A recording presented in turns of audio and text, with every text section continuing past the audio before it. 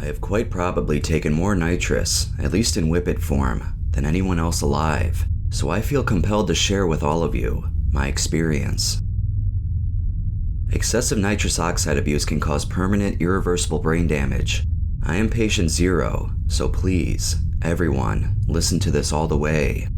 If I had been fortunate enough to read what I'm about to write 30 years ago, my life would be very, very different. I could just post the facts, but if you will walk with me through my life, you need never run the risk of having what happened to me happen to you. If you are a serious nitrous user, listening to this could help save your life. It's going to be quite long, but it is important to me to paint the whole picture. I also hope that it might prove entertaining, and some of you might recognize yourselves in the narrative. And those who feel a sympathy with my feelings, those who relate to my expression and understanding, those who think yes, yes, are the ones who need to listen to this the most, as you are in the greatest danger, or could be, if you are not careful. I am being honest about some stuff that I have hidden from others all my life. Some of it is quite embarrassing, but I choose to share the humorous aspect with you all. I can't be the only lunatic in this world. This is not an anti-nitrous post. This is information that has only recently become available. Personally, I wish our atmosphere was oxygen and nitrous oxide instead of oxygen and nitrogen. So without further ado, the tale begins in the dentist chair. I was 9 years old. I had never taken any drugs and was not looking to at the time. But I had a phobia about dental work, and the new dentist told me that he would give me laughing gas and it would remove my fear. So he attached the mask to my nose and told me to breathe normally. After about 20 seconds, I began to feel a tingle, quite pleasant, which was getting stronger with each passing second. The dentist asked me if I could feel the gas yet, and a drug addict was born. I told him no, I don't feel anything, so he turned it up. By now, I was really starting to feel amazing. It was fantastic. But it was more than just tingles and physical well-being. Even though I was only 9, I started seeing patterns in everything, a deeper connection, set of connections, a lattice that embraced reality, but which had a meaning, a message, beneath the surface, something important. The dentist asked me once more if I felt the gas. I told him that it was starting to take effect, but was not very strong, despite the fact that I could barely string the sentence together, as I wanted him to turn it up even more, which he did. The last thing I remember hearing was the dentist saying to the nurse, "This one likes to fly high." From that moment, I knew that I had to obtain nitrous oxide again at some point. I had imaginings of listening to music while feeling that way and how awesome it would be, and I was right, of course. It stuck there, in my memory, unforgettable. I was 9 and I no longer saw the universe the way that I had before. Jump ahead 11 years. I'm 20, and I found acid about 6 months earlier. I'm in Amsterdam, having left South Africa to avoid military service. I'm a musician and making a living playing street music. We're on acid all the time, taking larger and larger doses each time. It's classic. I'm the Messiah, and I'm going to save the world by turning everyone onto LSD. I'm Ken Casey. I'm Ram Dass. I'm Neil Cassidy driving the bus to the next acid test. I'm on a mission. I have found the ultimate truth, and I believe that I have the ability to express it. It's straight out of the electric Kool-Aid acid test. I am the merry prankster, doing ever-increasing doses of LSD because I believe that there is a reality behind this one, and I'm going to evolve and become a transformed being, a metamorphosized, evolutionized, mental telepathical guru. I even have a following. There are 5 of us, and I'm the leader. I'm the fucking chosen one. This is why I'm alive. This is why I exist. I am the new Messiah. It's funny looking back on it now. A bit embarrassing. Okay, a lot. And I've never told anyone about this before. Like, who would admit this shit? But it's important to paint the whole picture.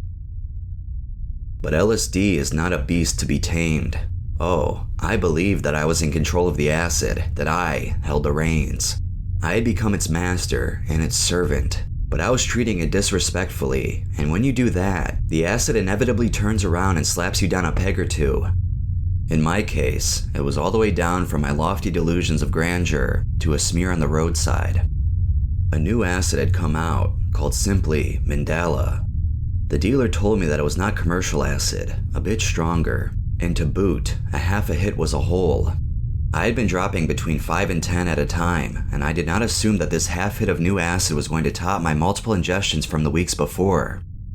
But I learned that day that what I had been taking was not truly LSD, but a pale shadow of what real LSD is. All my research, all my dosing, nothing had prepared me for what happened. It was phenomenal acid. I had never seen such colors, and it warped dimensions that I did not recognize anything around me.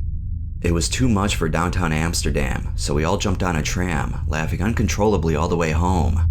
Once home, it was even stronger, having really kicked in. I made a big hashish pipe and took a huge hit of really good Afghan hash, and then I completely lost my mind. I had to reconstruct it all afterward with the help of my friends. There was a huge flash and reality had shattered, literally.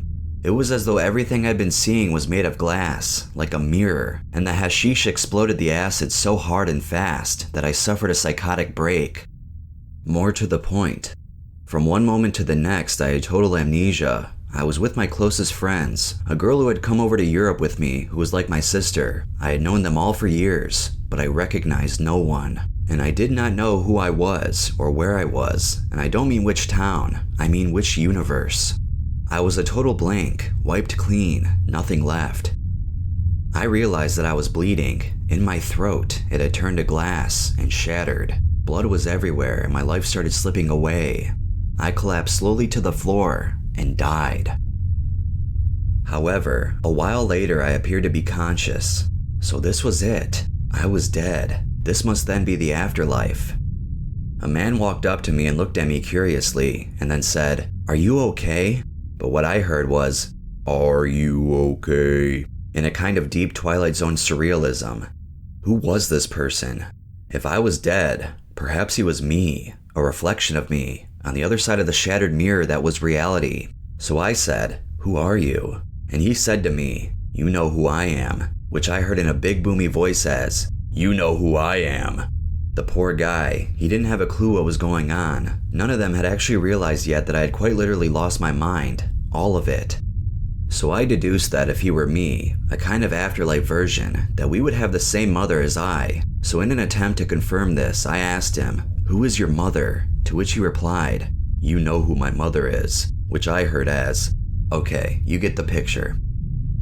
I treated LSD as though it was something that I actually had control over, that I was bigger than acid, that I was beyond a bad trip. I will end this part of the tale of this day here, but know that it took the rest of the day to reconstruct my basic ego, just knowing who and where I was. I still felt broken glass in my throat from where it had shattered when the mirror shattered. I could no longer sing. When I tried, I was overwhelmed by an abject terror and shut down. It was weeks before I could sing again, which I needed to do to survive, and I continued to have terrifying flashbacks for the next 6 months. This was the most phenomenally life-changing experience of my entire life. I was afraid to do acid. I had been so humbled, so beaten, so kicked in the teeth. Any normal person would have just said, "That's it, never again." But I could not do that. Live in fear the rest of my life, because I had experienced this overwhelming and incomprehensible annihilation of ego. I had to face my fear. I had to get back in the driver's seat. I had to understand what had happened in order to be whole again. And there was born a true and devout acid head, for life, still going strong. I needed to understand myself, how my brain worked, and LSD was the tool that had both damaged and repaired me. The experience kind of put a crimp in my plan to save the world, as I realized that it was completely unethical to turn anyone on unless they are truly desired to be turned on. It was a full year before in midwinter, Christmas time in Konstanz, Germany, that I did my next truly superb LSD. Only this one was as soft as the other one had been hard. And finally, utterly high, I looked in the mirror and was no longer afraid. I finally had all of my mind back, and my fear was gone, but my respect has never faltered. And now, the long-awaited return to the topic of nitrous oxide. Who would have thought, who would have guessed that nitrous oxide, laughing gas, was used to make whipped cream? I found out from a young freakazoid heroin junkie in Germany that whippets were nitrous. Finally, the 9-year-old boy in me shouted in glee. I knew it. I knew I would find it again. And this time, I was going to really get to know it. I remember buying the whipped cream machine and a box of cartridges. I remember my total excitement, my fear of disappointment. What if he was wrong? I wound in the first cartridge, neglecting of course to add the cream. I hyperventilated for a minute, breathed all the way out, and inhaled the entire contents.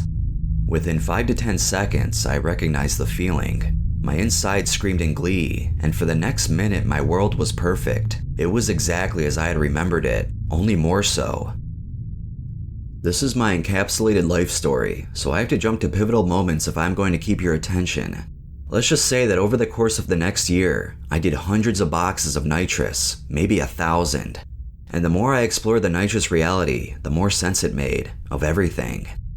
I was starting to feel that I understood the intrinsic nature of the universe, not just in the sense of thoughts, but in perceptions, understandings. There were times, and I'm sure that most of you can relate, when I felt that for a moment I truly understood the universe as it really was, and it was so simple and funny, fucking hilarious. I would experience the moment and crack up laughing uncontrollably because I understood the core of the essence of God, the universe, matter, gravity, light, energy, and quanta. The profundity of Nitrous is fleeting, and after the epiphany it fades so quickly that one can't quite remember what it was that one was thinking and why it was so funny. This, I found to be the curse of Nitrous, to have this understanding, so plain and simple, even expressible in mere words, if I could find them, or once found if I could not lose them. How, I wondered, can we extend this experience? Make it come down slower so that it would be possible to bring back some of this universal intrinsic truth to the real world. On a beautiful summer's day of 1982, I discovered the chemical synergy that I have affectionately referred to for the last 30 years as GACID, as in gas and acid. And from that moment, my life changed almost as profoundly as the day I lost my mind, because it was the day that I found my answers, all of them.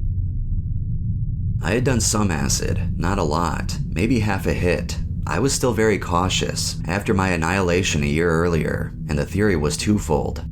If I did Nitrous right at the end of an acid trip, like 8 hours into it, when everything had resolved on the acidic level, perhaps A, the Nitrous would boost the strength of the acid to give me a momentary high that was like 5 or 10 hits of really good acid, and B, that perhaps the acid would help to extend the duration of the Nitrous and give me a little more time to try and bring back some of the deeper essence of the experience.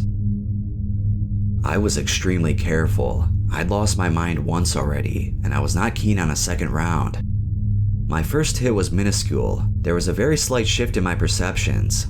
I took a little more and felt the Nitrous very vaguely, but in a way like never before, and in a good way like I had never imagined. By the time I was on the last cartridge, I took the entire thing, and I experienced for the first time in my life, the holy realm that is GACID. The world that is GACID is a story unto itself with so many facets. I'm not going to try and define any of the experiences right now, too much of a tangent.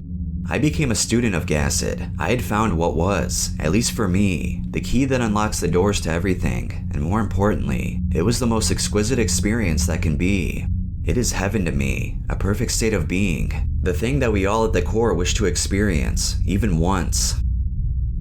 I had found the key, a gateway, a wormhole to what has for me become not so much a drug synergy as an actual place. I devoted my life to this faith of mine, and my quest was to bring back some of these truths, and to find a way to share them with others, which I did in fact accomplish. I have kind of built an environment that almost guarantees arriving at this place. There's technology involved, it's all very complicated. But this post is not about GACID, it's about Nitrous and the risks. Over the next 12 years, I did GACID about 500 times, and we're talking full-blown 4-hour experiences with like 10 boxes of Nitrous each time.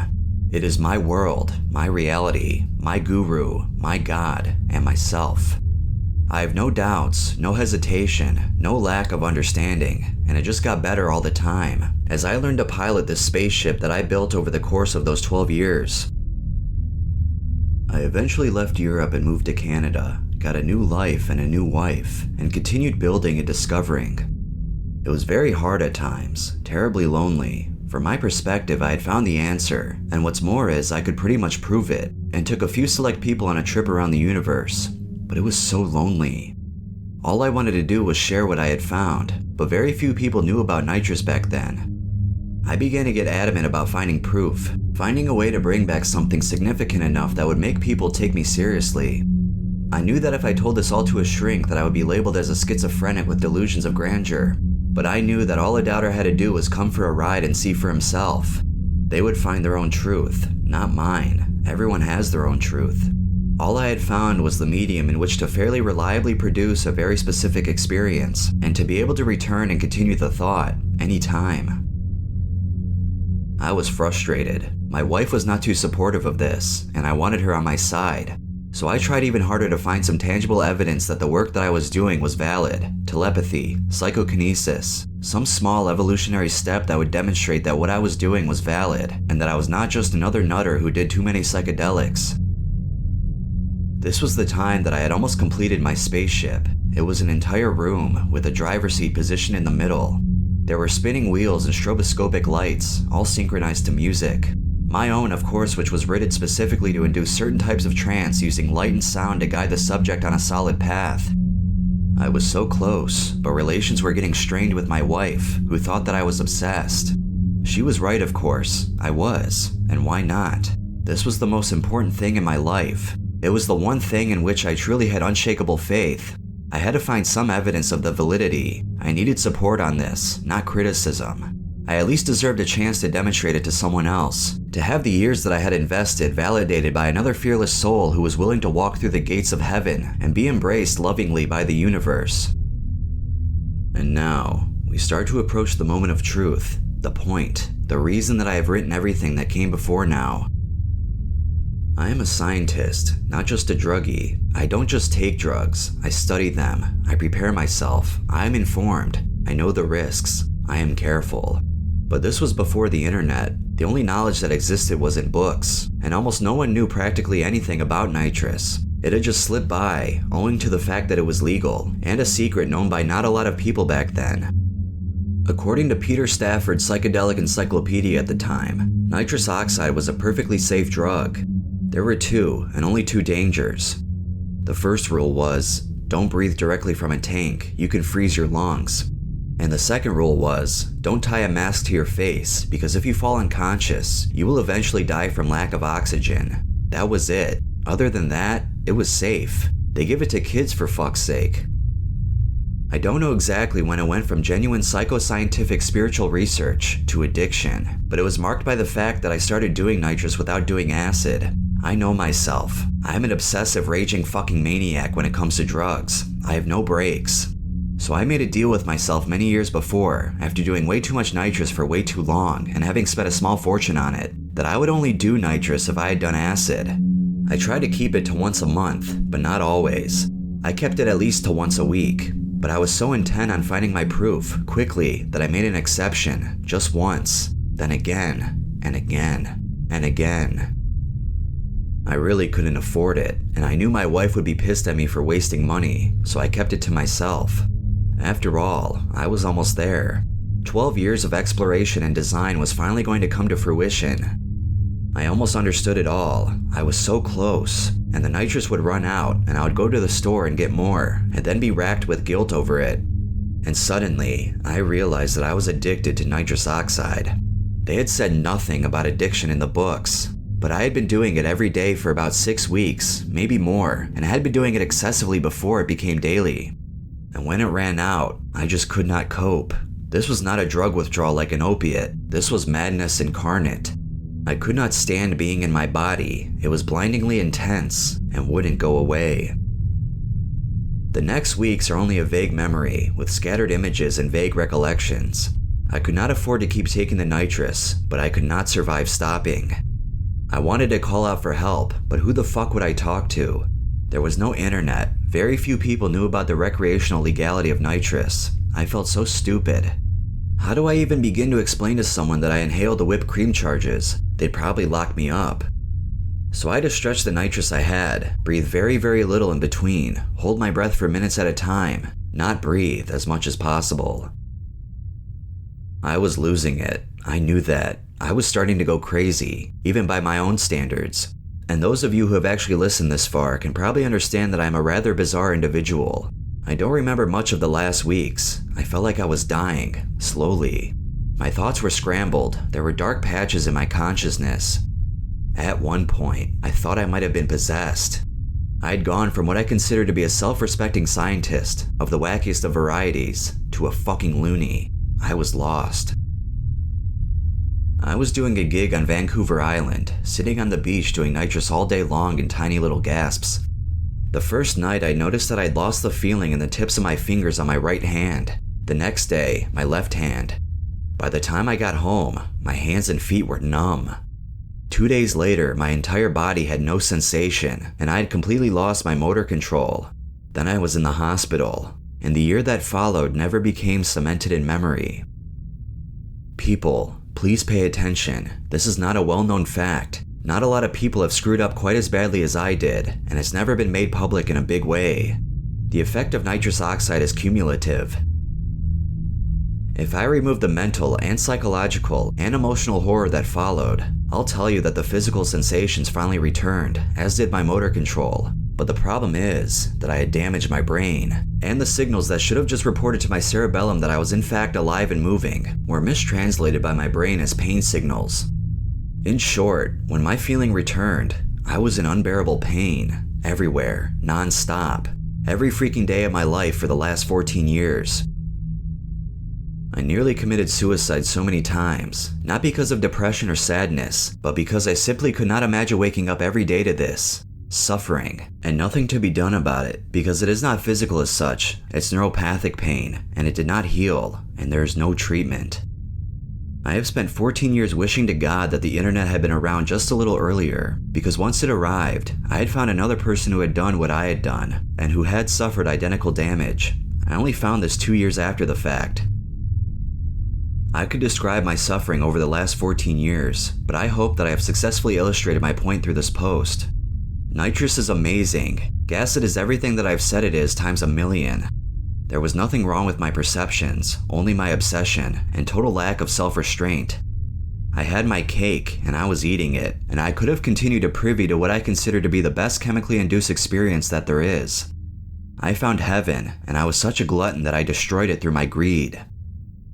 I still believe absolutely in nitrous, and particularly acid. It is simply the best. Nothing is better, not even love.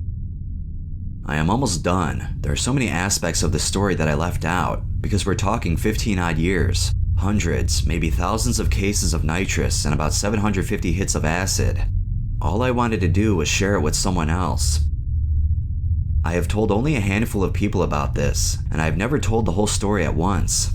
If even one of you is listening to this, ran the risk of making my mistake, and if this post at some future point helps to prevent that eventuality from becoming a reality, then exposing myself in this way will have been worth it.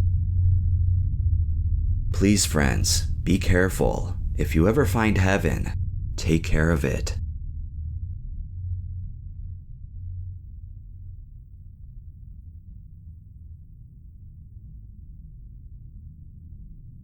The following is one of my experiences from attempting to induce myself on Suboxone.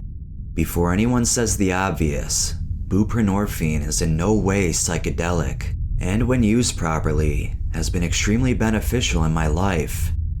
But anyone who has taken some too soon after using opiates knows the pure agony and hell that your body and mind will go through.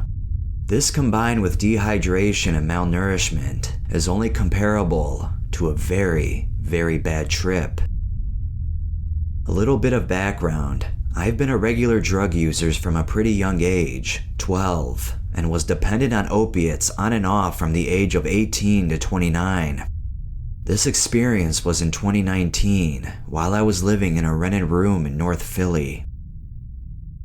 I've recently relapsed following the death of my father and was on the run from parole, so I had some issues, to say the least. I was spending roughly $80 a day on heroin, which was most likely just fentanyl and research chemicals.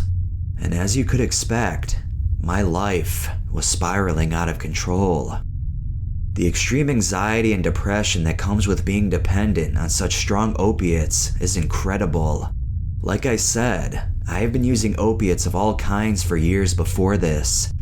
I've been in withdrawal what seems like a million times, but the dope I was getting at the time was on a whole different level. I would wake up mid-anxiety attack literally every morning, which wouldn't subside until I used or walked to Kensington to get more. I looked like a skeleton and knew going back to jail was inevitable if I didn't quit. But the withdrawal was so extreme every time that I can never go more than a couple hours without giving up. My solution was something I was very familiar with. Wait long enough until the opiate was out of my system and take a sub. If only it was that easy. I did the last of my dope at around 3 a.m. and planned on passing out for a couple hours, lay in bed all day, then take a piece of sub at roughly 9 p.m. that night. I woke up around 1 p.m. and binged Trailer Park Boys to pass the time. At around 7 p.m., I was reaching the point in withdrawal that usually causes me to give up. I had all the telltale signs, and although it's tough to accurately assess yourself in that state, I scored myself as a 4 on the Clinical Opiate Withdrawal Scale, or COWS. Thank God. It's time. 17 hours has to be enough. Man, was I wrong. I opened an 8 mg Suboxone strip and cut off approximately a 2 mg square. I have always hated the taste, and obviously preferred the bioavailability of intranasal use, so I placed the square on a spoon with a bit of water and let it dissolve. As I tilted my head back and sniffed, I was eagerly awaiting feeling better. I remember saying to myself, in a little bit of time, you'll be feeling just fine. About 5 minutes later, I felt the first sign of the hell to come. A cold, metal-like shiver slowly made its way up my spine. This can't be good. I sat up and began to panic. What did I just do to myself? Goosebumps covered my entire body, and I instantly felt extreme nausea and diarrhea. Before I could even get off my bed, a putrid, disgusting yellow stomach bile literally exploded from my lips. I ran to my bathroom, but couldn't even make it the 20 feet to the toilet before it came out the other end as well. I remember sitting on the toilet, literally screaming at the top of my lungs in agony, while the yellow bile burst out in between breaths. My mouth kept filling up with saliva every 5 seconds, like I just took a drink. I kept swallowing, but that just caused me to throw up more. I also had an extremely bad metallic taste in my mouth that was somehow nostalgic. My skin felt like somebody stripped me of all my clothes, threw me on an iceberg in Antarctica, and the only thing I had to keep me warm was lava. I shuffled back to bed and convinced myself this will only last 45 minutes after a quick Google search on PW. I wish. For some reason, the symptoms lessened a bit and I attempted to smoke a cigarette. I'm not sure if this is actually what caused it, but while smoking, I unconsciously sniffed and tasted a drip of sub go down the back of my throat. Oh shit. Just like that, all the symptoms returned, just as extreme as before. I did not know what to do.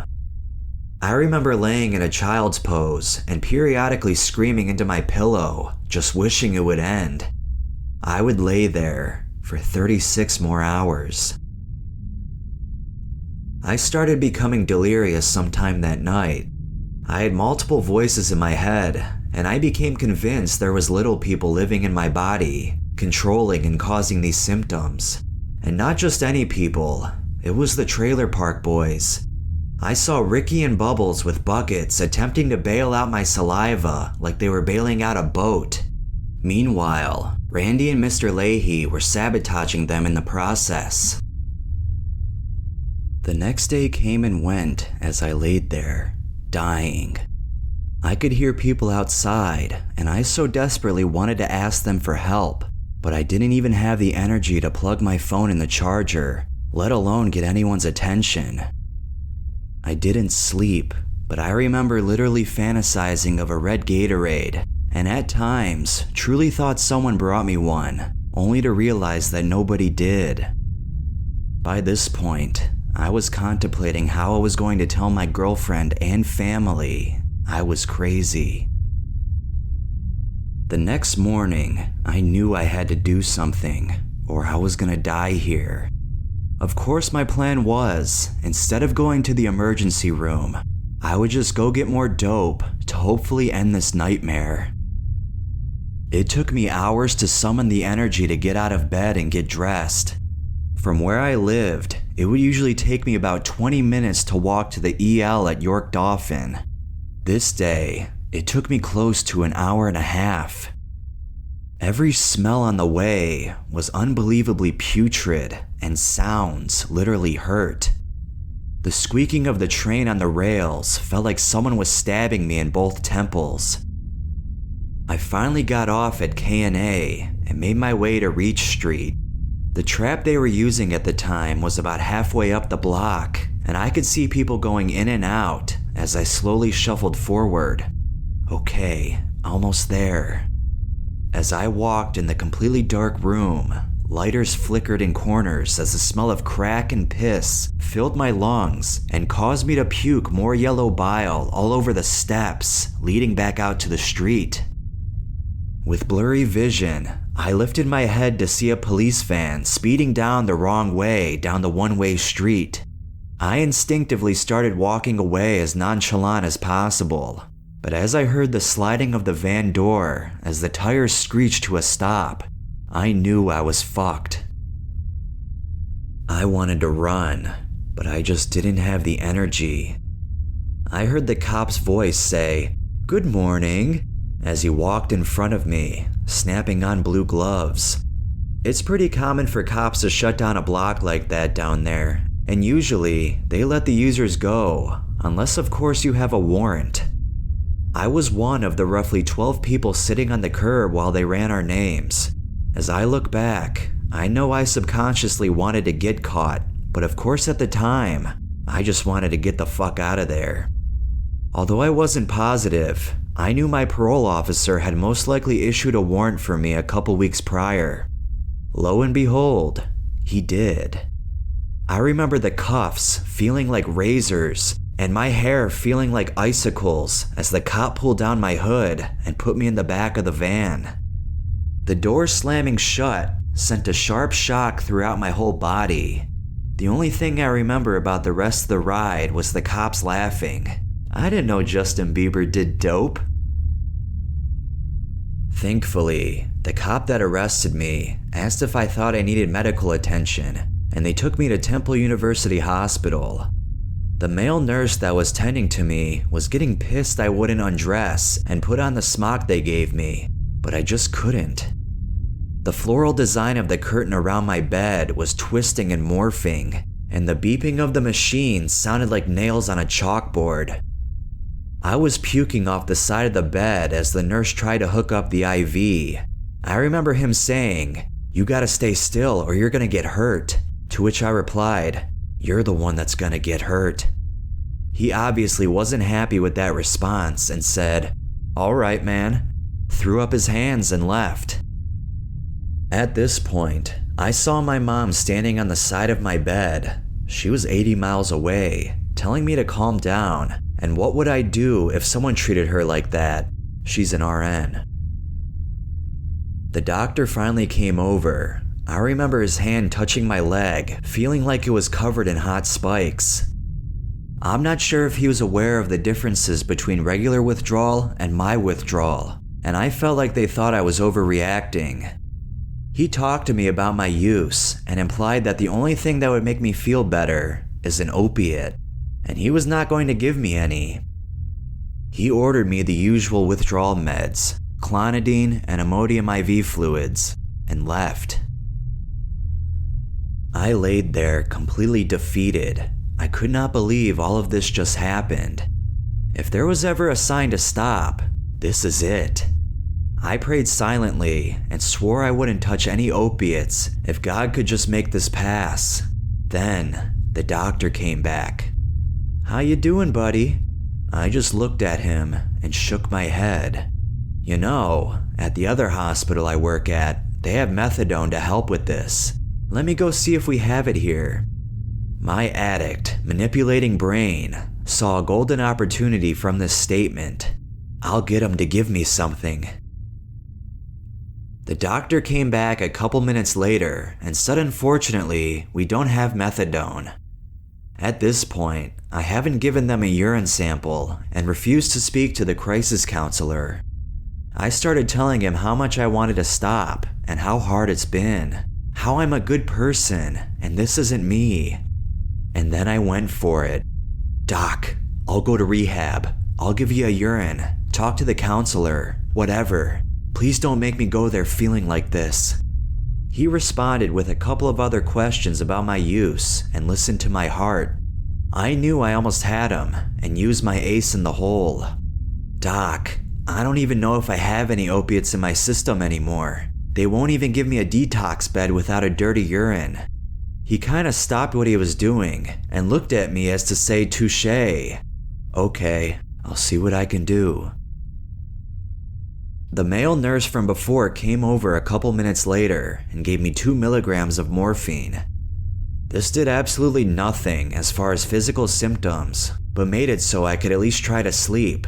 I didn't, but used the next 2 hours or so thinking of the right way to ask for a bigger dose. Eventually, the doctor came back and asked how I was feeling.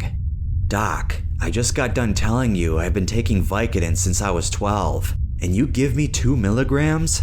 We're dealing with an opiate blocker here. You gotta at least give me 10. I knew he wasn't gonna give me 10 milligrams, but I figured I'd start off high. He started saying why he couldn't, my body weight, etc. But eventually, we settled on 8 milligrams. I was ecstatic, dying, but ecstatic. The male nurse came back, and just as he plunged it in my IV, I instantly sat up and felt the only good feeling I've had in what seemed like forever. The nurse noticed this and said, "Hey, you're not supposed to like this anymore," jokingly.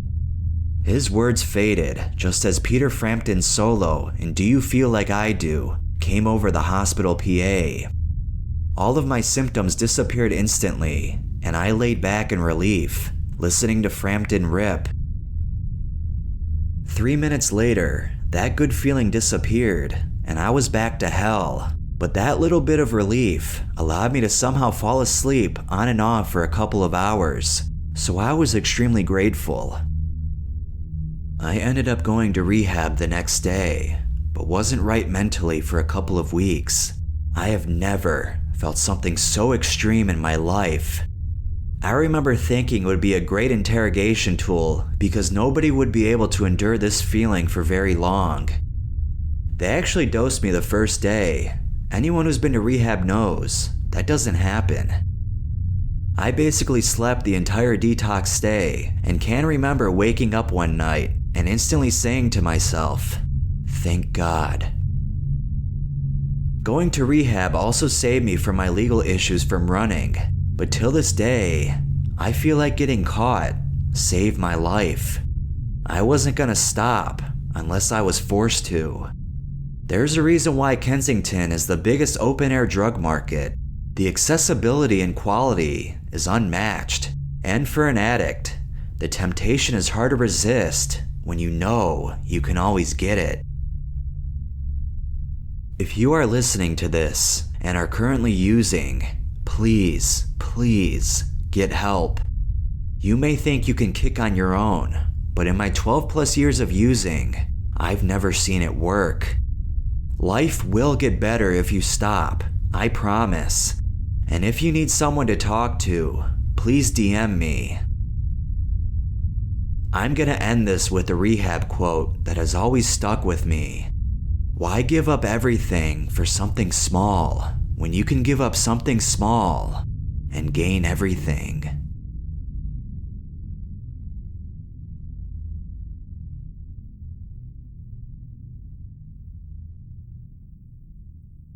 This past Friday, I came home from classes around 2:30 p.m. and found my younger, 18-year-old brother relaxing on the couch, watching Rick and Morty, and enjoying a bowl from his vaporizer.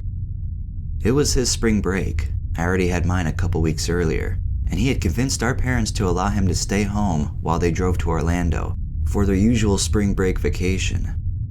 I was tasked with watching over the house, dog, and cat, and making sure that my younger brother didn't get into any trouble. I was looking forward to smoking with him and possibly tripping with him without fear of being found out by our parents. We hadn't been very close until about a year ago. We mutually discovered that we both shared a penchant for smoking cannabis. Over the past year, we had bonded through smoking together, sharing music, and sharing our psychedelic experiences. We had tripped together twice before with DXM, once with MDMA, and once off of 3 tabs of 25B NBOME. The NBOME trip began nicely, but ended semi-badly as our parents found us obviously under the influence and began interrogating us concerning the drug. There were no adverse health effects. However, we were tripping quite intensely, and being interrogated is not an ideal setting for tripping. Our parents were quite upset. Despite our bad trip, we still enjoyed the psychedelic experience and looked forward to another more enjoyable one together. After arriving home from classes, I proposed the idea of tripping. He was on board and began messaging his friends for possible connections. One of his classmates, whom he had shared several classes with and casually talked to, said that he had 7 tabs of 25B NBOME that he had been saving and was willing to share.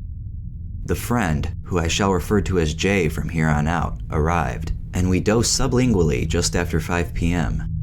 The tabs were actually from the same sheet that we had used for our 3-tab trip that I referred to above, Monopoly game board blotter art. Since that last trip was a little too intense, we each settled for 2 tabs each, confident that we would have a satisfying, not underwhelming, but not overwhelming trip. I had actually tried 1 tab from the same batch a couple months before, and while it was a nice time, it was underwhelming compared to my previous 5 NBOME experiences. Side note, this was Jay's 7th trip and probably my brother's 10th or so. He had more tripping experience than me. 30 minutes in, we had all swallowed our tabs, having experienced the usual horrible, metallic, chemical taste and numbing effect, and I felt the electric energy characteristic of NBOMEs start to stimulate my mind and body. We vaporized a bowl of cannabis and puffed on my hookah, which contained a mix of tobacco and cannabis, in the garage, hoping that it would calm the speediness and intensify our visuals. 50 minutes in, the hookah wasn't all that pleasant, and the disco-type lights we had in the garage were a little overstimulating, so we decided to step inside and listen to music in our family room. At this point, it was difficult figuring out the stereo system, and we weren't talking very much. I think that we were all being hit pretty hard by the NBOME, making communication difficult. My memory of the next few hours are quite hazy and blurred together. I remember that the visuals were very strong and beautiful. I remember Jay asking several times what we liked to do while tripping. He repeatedly tried to initiate some sort of activity, whether that was music listening or playing video games. He must have been bored, but I was quite content admiring the visuals and getting lost in my own head. I remember stepping outside into the backyard and admiring the beautiful, sunny evening. I remember attempting to play Primus's Jerry Was a Race Car Driver on Rock Band with my electronic drum kit and failing, quite pathetically, a song I've gold starred on Expert. I remember sitting in the family room and seeing my brother stumble around and fall over. Now, this is where I should have noticed something odd, but I was heavily under the influence and lost in my own thoughts. I wrote it off as him tripping hard, or perhaps being silly. I was stuck in my own head, experiencing thought loops where random people's names would repeatedly pop up, along with visualizing Newtonian physics and molecules, amongst many other odd physical effects. I recall sitting on the toilet, simply zoning out, for what seemed like quite a while. There is a vague memory of Jay and my brother coming into the bathroom with me and staring in the mirror. My brother had a bit of a crazed, confused look and coloration on his face, which in retrospect must have been a little bit of blood. Next thing I know, I'm upstairs in my own room, starting to come down. The time must have been around 9 p.m., 4 hours after dosing. I tried lying down in bed as I was quite exhausted, but then I remembered my brother and Jay. For some reason, I felt very apprehensive about going downstairs to check on them. I was feeling creepy vibes and remember having morbid, negative thoughts. However, I ventured downstairs and saw broken glass all over the kitchen floor. I was very confused and extremely worried. I saw that the front room window blinds were still open and a mess, as if someone had run their hands up and down them. I quickly fixed the blinds and tiptoed over the glass into the kitchen. What I saw next may haunt me for the rest of my life. I saw my brother lying on his back in the family room with vomit trails down either side of his mouth. My stomach immediately dropped. Had everyone's worst nightmare become a reality? I turned him over onto his side. He wasn't breathing. His face was gray and his lips were blue. I looked over and saw Jay lying face down about 10 feet over, probably lost in his own thoughts. I screamed my brother's name, hearing my voice as I'd never heard it before. I frantically searched around for the nearest phone and dialed 911. The lady on the phone recorded my address, said help was on the way, and instructed me to perform chest compressions. Having been certified in CPR, I placed the palms of my hand on the center of his chest and began forcefully compressing to the beat of the Bee Gees' "Stayin' Alive." Deep down, I had very little hope. He looked like he had been lying there without oxygen for at least half an hour to 45 minutes.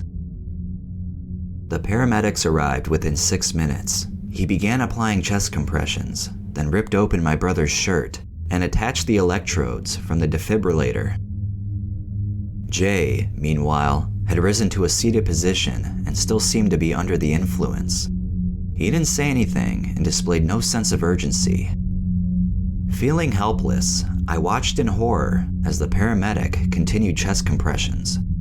He uttered under his breath, "Shit, he's bleeding," as blood began to seep out of my brother's mouth. I could not believe what I was seeing. Eventually, about 25 cops, firefighters, and paramedics had poured into the house while a team of people continued to attempt to resuscitate my brother. Not being cooperative, Jay was placed in cuffs and held down by a police officer. Jay still wouldn't speak except for a few high-pitched shrieks while resisting the officer's restraint. Officer sat me down out of view from my brother and began asking me all sorts of questions. I informed them of what we had taken, not wanting to withhold information that could save my brother. After an excruciating, anxiety-ridden 20 minutes, my brother was carted off on a stretcher into an ambulance. The other personnel had done the same thing with Jay. Utterly shocked at the events that had just transpired and fearing the worst, I was escorted into an ambulance of my own. Upon arriving at the hospital, I received the news that I had most feared. They had failed to bring my brother back. All I could do was sit down in shock. What was supposed to be a fun bonding experience with my brother had turned into our last moments together. I feel such horrible guilt and responsibility for my brother's death. I knew the dangers of NBOME with its higher potential for overdose and problems with vasoconstriction. I falsely assumed that we would be safe since my brother and I had taken 3 tabs from the same batch before with no adverse health effects. We had even stepped down the dosage from last time. My greatest worry was a psychological crisis or someone leaving the house, not death. I did not know of all the seizures and heart issues that others have experienced with the NBOME series. I believed that my brother had a seizure and choked on his own vomit. However, the coroner stated that he had experienced an arrhythmia, which led to cardiac arrest and thus death. At the very least, I wish I could have known what had happened in those last moments. I wish I could have been there, lucid and ready to call for help. The house downstairs looked as if Motley Crue had destroyed the place in a drug-fueled frenzy. I imagined my brother was losing consciousness, stumbling and falling, trying to make sense of what was going on. He had minor lacerations, cuts, and abrasions from the glass, and contusions on his head, arms, and legs. I hope with all of my heart that he was not suffering in his last moments. I like to think that he was having the trip of a lifetime. Perhaps he talked to God. Maybe he saw the light. I have no idea if there is an afterlife, as I am not religious, and neither was my brother. But if there is, I hope he's in a peaceful place. He was the most kind-hearted, loving, carefree individual I have ever had the pleasure of knowing. I want this to be a cautionary tale for all of you out there. I am not writing off all psychedelics, but know that the NBOME series does not have nearly the same safety profile as other psychedelics like LSD and psilocybin. If you do choose to do this drug, expect the unexpected and prepare for the worst. Please have a trip sitter there for you. If any drug was to be taken that evening, I should have been sober and trip sitting. I would not wish this experience on my worst enemy. My 4 sisters lost a brother, and my parents wept over their son's cold, lifeless body. Please be careful.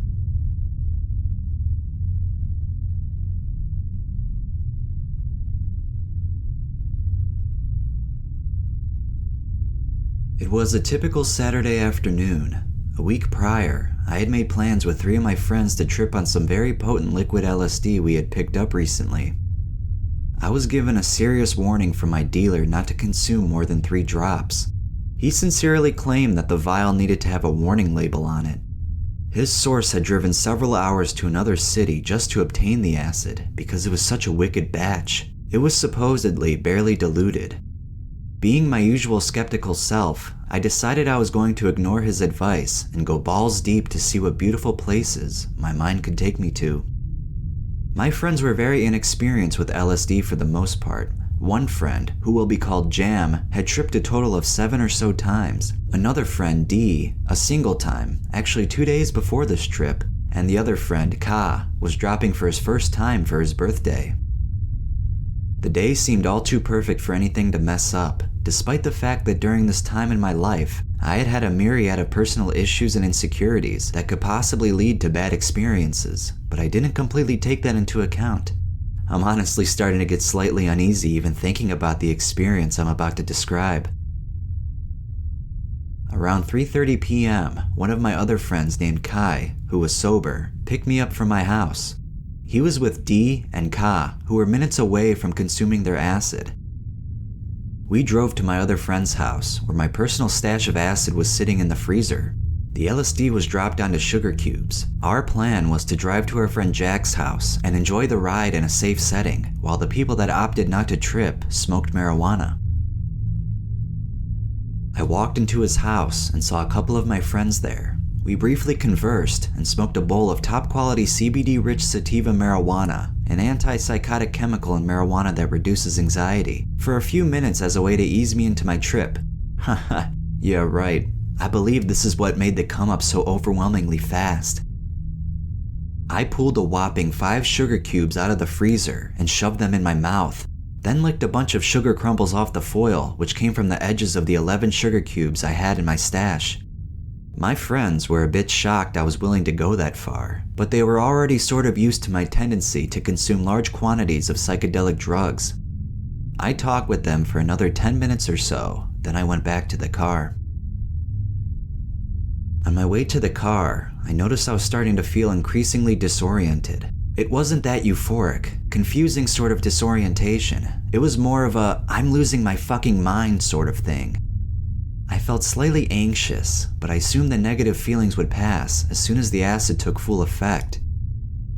A couple minutes after I got in the car, D ate 2 sugar cubes and Ka ate 1. I suspect this was easily around 1,000 micrograms. I have consumed 100 plus UG blotter that did not compare at all to this liquid. On a separate occasion, taking 2 of these was enough for a level 4 experience, hallucinations, ESP, and OBEs. This experience was about to get very, very ugly. To give a little perspective on the unfathomable effects of 1,000 microgram doses, here's a quote from the Nobel Prize winning chemist Kary Mullis that ingested 1,000 micrograms for his first dose. When you take 1,000 micrograms of LSD, you don't know you've taken anything. It just feels like that's the way it is. You might suddenly find yourself sitting on a building in Egypt 3,000 years ago, watching boats on the Nile. Yes, it is that fucking crazy. 10 minutes into the car ride, and 20 minutes after eating the sugar cubes, I was rapidly losing all touch with reality. I started wondering what the fuck was going on around me and why I was feeling so uncomfortable. I started telling my friends I was really scared, and the intense anxiety was gripping every single fiber of my body. I thought I was going to die, and that this trip was going to last until the end of eternity. By the minute, I was starting to panic more. This was only the beginning of an unimaginable nightmare that would show me the evil side of LSD and completely change my opinion about the drug in general. 25 minutes after taking the sugar cubes, we arrived at Jack's house. By that time, I was stumbling all over the place, and I was already having severe visual distortion. All movements were followed by strobing trails composed of detailed patterns, kaleidoscopes, and rainbows. These visuals that I would have, usually considered beautiful, were now viewed as a reminder that I was in the middle of a trip that I so desperately wanted to end. When I got inside his house, I saw a few more of my friends sitting on the couch. My body temperature had elevated to the point that I thought I was burning alive. I was completely out of my body and almost felt like I was on a high dose of ketamine. I felt embarrassed because I obviously looked like I couldn't handle my shit. Maybe this was just an extreme amplification of my general self-esteem issues. Their faces were assuming demonic forms. I fled to Jack's room. I was already starting to experience ego loss. I was going in and out of consciousness. This is the point where I lost track of time, so there's no point of trying to estimate anything. Jack followed me to his room and did his best to comfort me and talk me out of my bad trip. It was a completely ineffective attempt. A couple minutes later, I started crying hysterically. Everything was getting darker. I fell into the most depressive state of my life, combined with the most acute sense of panic I've ever experienced. The floor was covered in spiraling kaleidoscopes that were rapidly shifting colors. I heard thousands of voices call me names like pussy and bitch. The room reeked of sewage and feces. This was the most negative emotion a human being could ever fathom. I so desperately wanted to kill myself, but I was immobilized and unable to move. I realized that the voices were all the people I resented in my life the most. Cartoon blood was all over the ceiling and the walls. My vision seemed to stretch off into infinity. I was hallucinating so much, I couldn't fucking believe it. I could see many different events of my life playing out as if it was waking reality. Try and imagine being inside of a Saw movie firsthand, but 1,000 times more horrifying and traumatic. There was a moment in which my mind would shoot out of my body 2 feet in front of me and then return into my body, and this looped over and over again for what felt like forever at an impossible speed. Time was non-existent, and each second felt like forever, not hours, not days, but an infinite amount of time. I kept hearing this bizarre futuristic noise that sounded like a computer glitching. The whole room was flashing, as if something was flicking the on switch for a lamp up and down repeatedly. My jaw was rapidly vibrating like I had taken 300 milligrams of MDMA. I had full-blown synesthesia. Everything was one. Everything was infinitely interconnected. I would look at the walls and become them. I would look at the floor, then become the floor, looking back at my body in a dissociative fashion. I was unable to differentiate any part of the outside world from my own physical body. The concept of I was now a mere construct of my mind, and I was nothing more than a complex bundle of atoms and molecules. The floor started to wither away and die. It was as if it had human emotions and was feeling every bit of suffering I was going through at the time. Everything started to turn blood red. I was going straight to the depths of hell. Matrix numbers were literally exploding out of the ground and shooting up and down the walls. I felt like I was on DMT, only it was 1,000 times more intense. Somehow, just a little while after this part of the trip, I regained some degree of consciousness. I stumbled to the backyard where a group of 8 or so people were sitting, and I was watching the sky and everything in my external environment turning black and red. I could barely see anything. My vision was almost completely shot. I forgot that I even had a body at this point, and I had absolutely no control over my muscular movements. I was in the survival mode where my mind was on autopilot, and I had no idea that I was on drugs. I lost balance and fell backward onto the ground. I continued to see more incredible vortexes of matrix-style numbers and letters spurred out from every direction. During my friends' attempts to help restore me to sanity, they asked if I knew what time it was. I responded with 8 a.m. when it was late in the afternoon. That was quite enough of a response to prove I was completely and utterly going nuts, and there was no real way to help me. Once night fell, I was full-on peeking in Jack's room.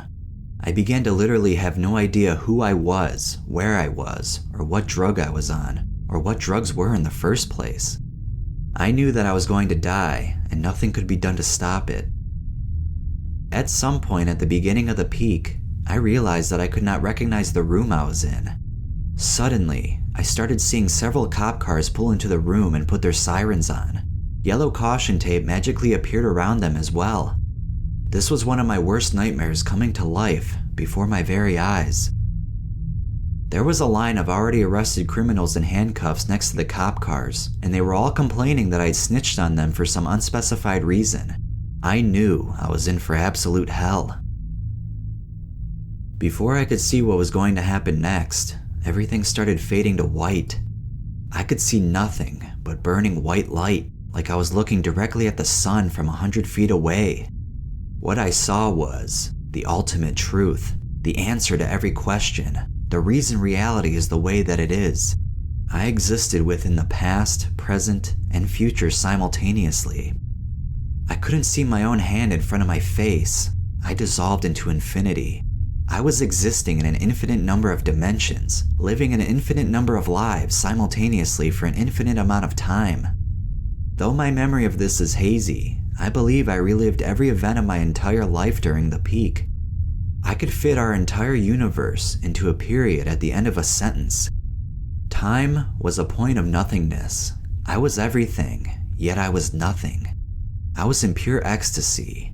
I felt the unconditional love of the universe penetrating every pore of my body. If only this could have lasted forever.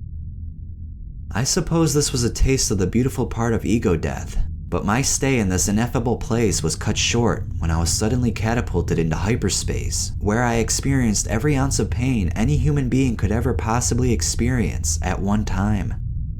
The love rapidly shifted to evil in its purest definition. I saw many miserable people I had seen throughout my life, including the homeless and starving. My brain sensory filter was gone. Every last bit of information that could physically be processed at once was flowing through my head at light speed. I was dropped out of hyperspace, directly into a hallucinatory prison facility. I saw hundreds of pit bulls, white supremacists, and naked black men running around. It was a state of sheer pandemonium. I have never been so unbelievably horrified in my entire life. I was now sure that this is where I would die. I was taken to the showers where I was bitten repeatedly by pit bulls and raped by the white supremacists and black men simultaneously. I was sobbing hysterically, screaming for it to stop. It was physical and emotional torture beyond your wildest dreams. I felt every single sensation, including their penises in my anus and the razor-sharp teeth of the vicious dogs. Who knows how long this actually went on for, but eventually, this torture ended and I was back in Jack's room. I saw all of my friends' faces covered in knife wounds and deep, bleeding cuts. Puddles of blood were all over the room. My joints were still in severe pain from the physical torture I had just experienced. I looked at the clock and it read 9 p.m. or something along those lines. Minutes after I came back to Earth, I realized that the purpose for human existence was to love. Love is our higher purpose. I now understood that the ego I had developed my entire life was an illusion all along. Our egos push us away from our ability to feel compassion towards others. As your ego fades away, you slowly dissolve into pure, unadulterated love. The illusion of separation created by our egos has been the root cause of suffering all across our planet, and sadly, this is the reason the majority of the world kills each other for absurd purposes like religion and resources. Religions like Christianity hide behind the idea that there is an afterlife because they are afraid of death. There is nothing to fear because when you die, there is no you to fear anything. The only thing that separates us from other forms of life is our ability to think. Our ego is composed of our thoughts. When we stop relying on our ego, we cannot experience negative emotions. When we stop thinking, our ego ceases to exist, and then we can live a life of pure love, peace, and prosperity. The more we rely on our ego, the more we push ourselves away from the moment, which is all. Nothing inside the moment we are in right now will ever exist. Yesterday never is, and tomorrow will never be. Time is infinite. The past, present, and future are all occurring simultaneously. We are merely observers. Free will is an illusion. I quickly forgot all of these things within the 15 minutes of the peak ending. I did not fully understand the lessons I learned until many months after the trip. The next day was easily the worst day of my life, excluding the trip. I felt so self-conscious about myself that suicide was all I could think about. I was thoroughly convinced that I had ruined my life permanently. During ego death, I became aware of the severity of my many mental disorders. I realized that throughout my entire life, I had been looked down upon as a special kid. I had not been aware of this until that moment. I felt like I was the most inferior form of life on the face of the earth.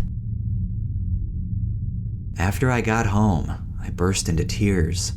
I even thought my family felt sorry for me and had pitied me my whole life because they thought I was a moron. I had a psychotic break for weeks afterward. This was easily the most traumatic thing I have ever gone through in my entire life and has left a lasting mark on me that I carry to this day.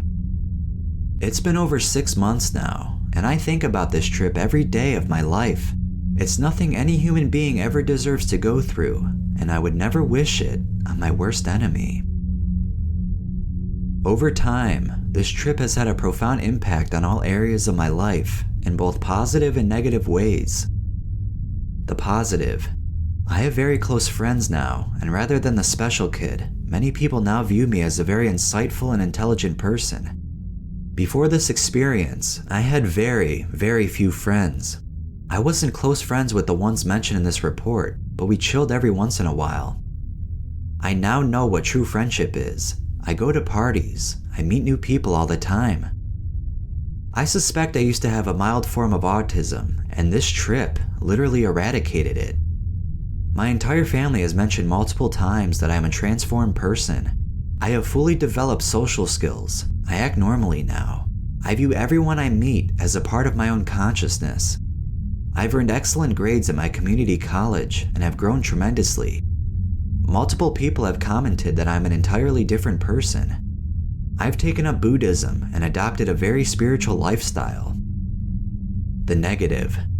Several months ago, I was diagnosed with bipolar disorder. I suspect I was already predisposed to this condition, but my trip brought it out.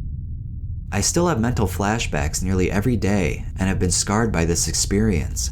I frequently have nightmares about this trip. My thoughts can be very scattered and clouded at times. My thinking is very impaired on some days, but it's very sporadic. I've also learned how fucked up our world is, and sometimes I feel that ignorance is bliss. Our society disgusts me. I do believe that the human race is a joke. I'm gonna say one thing. Do not take a high dose of acid unless you have a proper set and setting, or it can turn into the worst nightmare of your entire life. 300 micrograms is more than enough to have a spiritual experience. 1,000 plus micrograms did not provide a near-death experience. It provided a beyond-death experience. LSD is a seriously powerful drug, and it has the ability to fuck a person like nothing they could ever conceive of. In fact, after this experience, I firmly believe it is the most powerful drug known to the human race.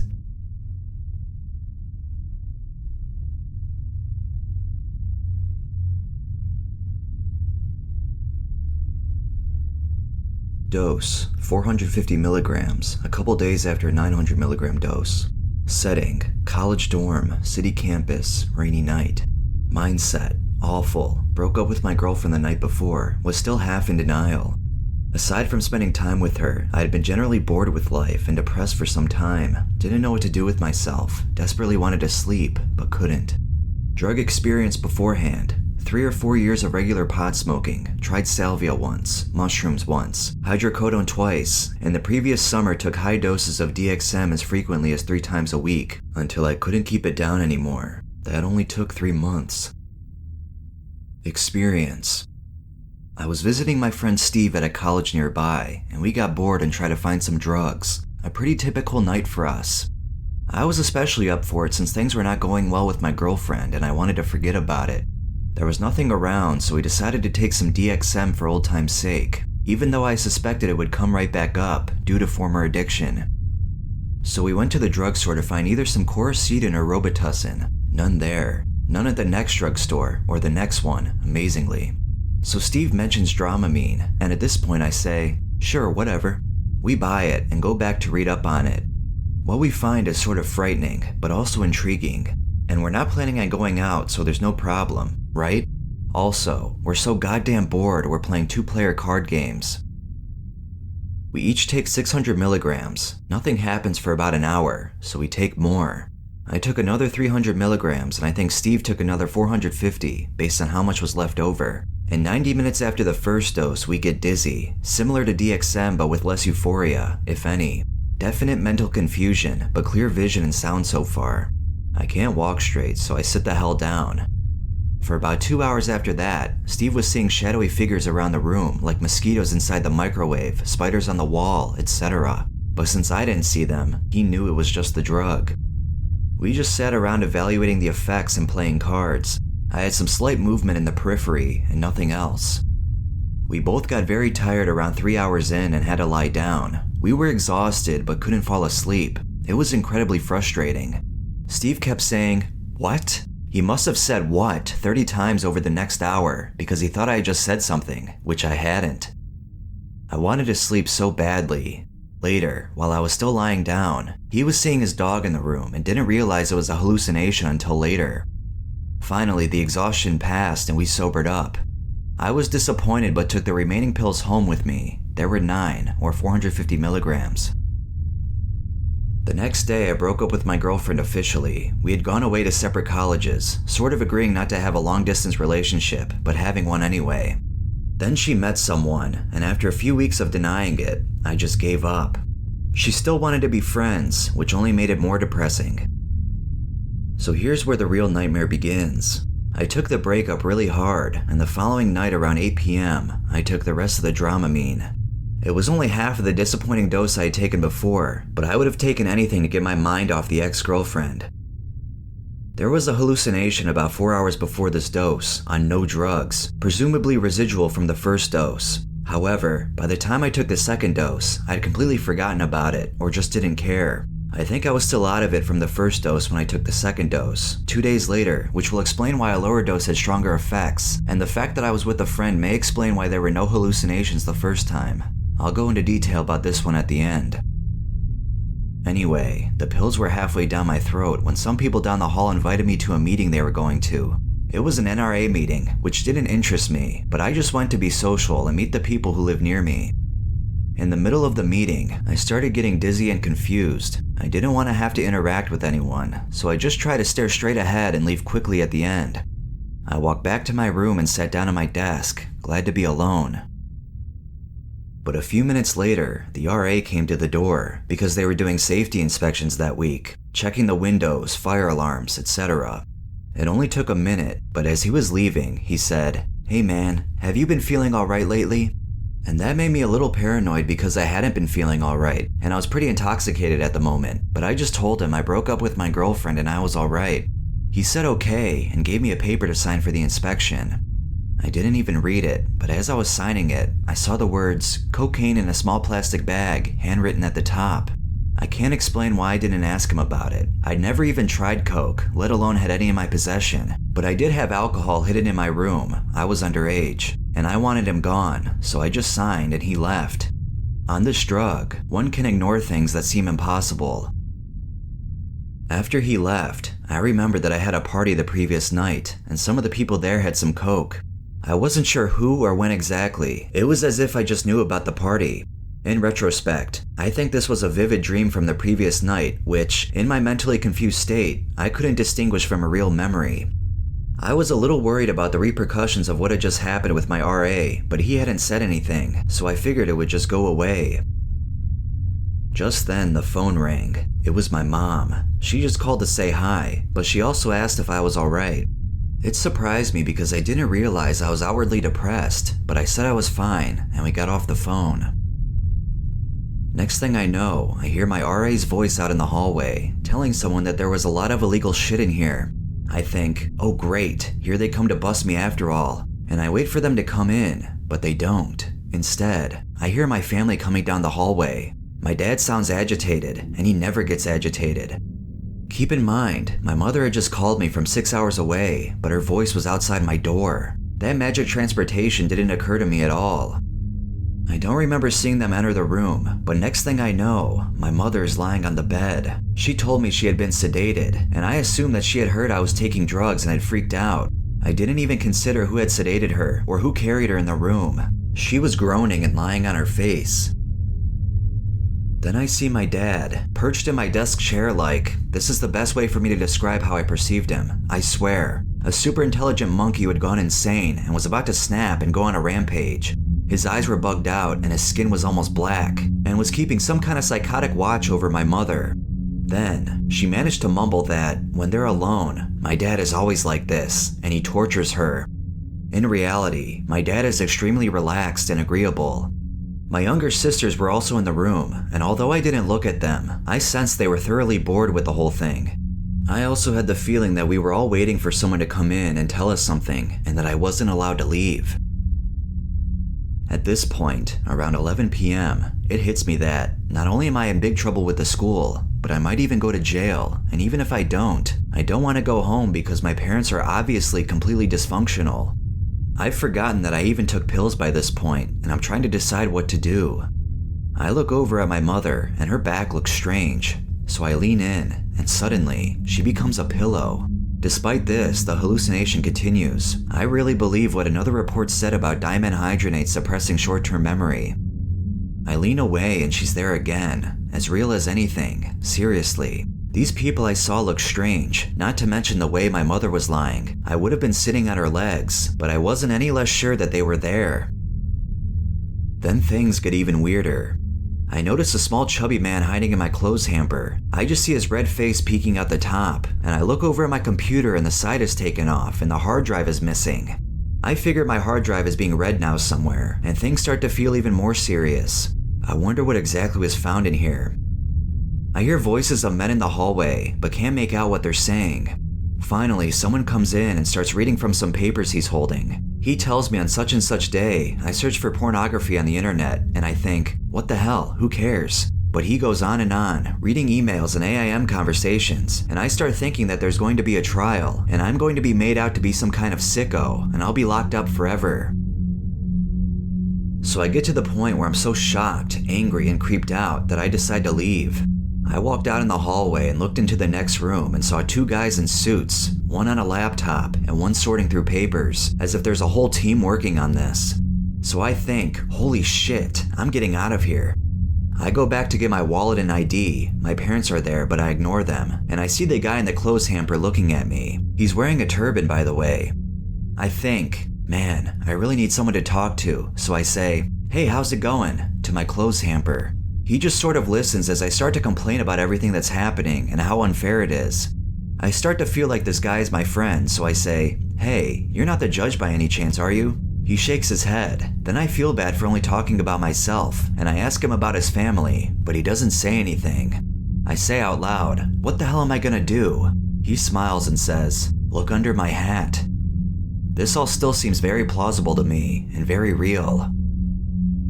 So I think, okay, there must be something under his head that will help me make sense of all this. I walk over and take the hat off, but I can't find the inside of it. It unravels. It's just a towel. I look at his head, and there's a pair of underwear where his brain should be. I'm really confused, and I pick up his head, and it's just a pair of red pajama pants. The whole thing is just clothes, but a second ago it was moving and talking to me. Then I notice my family is gone, so I go back into the hall and I still hear voices. I close my door and decide to go find one of my friends' rooms and hide in there until everything blows over. When I get there, I knock on the door. It's about 1 a.m. now, but no one answers. I try to wake him up without drawing attention to myself, but no luck. So I go down to the lobby of the building and peek out slowly, as if the city's entire police force will be waiting for me, but there's no one there. At this point, it seems like that the hallucinations would be over, and I start to figure out what had happened. But then I hear my dad's voice coming out of the elevator, telling me how much trouble I'll be in when I get home. So I figure I'm only being expelled, again, ignoring the inconsistency, and I decide just to run away. So I go outside in sandals and a t-shirt at 1 a.m. in November in the northeastern United States, in the rain, to run away on foot. I hear my parents behind me, and now turn around and see them again, but I just keep walking quickly. The sound of them fades away, so I figure I'm losing them, but at this point, I start to see police cars parked everywhere, and every once in a while, a badge will gleam in the moonlight from behind a tree or some bushes. Now I realize that there are police everywhere, and I wonder why they're hiding and not approaching me. I think maybe it's because my hands are in my pockets. They think I'm armed. Doesn't make sense either. I keep walking and the cops follow me. I hear them shuffling along and keep seeing them hiding, watching me. I walk up past the frat houses and keep going until I don't know where I am. My hands and feet are freezing. I went through a bad neighborhood, but no one was out, probably because there were cops everywhere, I thought, and I was so cold I decided I had to get somewhere familiar, so I made a loop back home. On the way back, I start to see my parents hiding with police, and I hear my dad saying, "Watch out, he might run." I think it's strange that I can see and hear them hiding and waiting. It's like a cat going up to a mouse and just politely opening its mouth. So whenever I see them, I simply cross the street.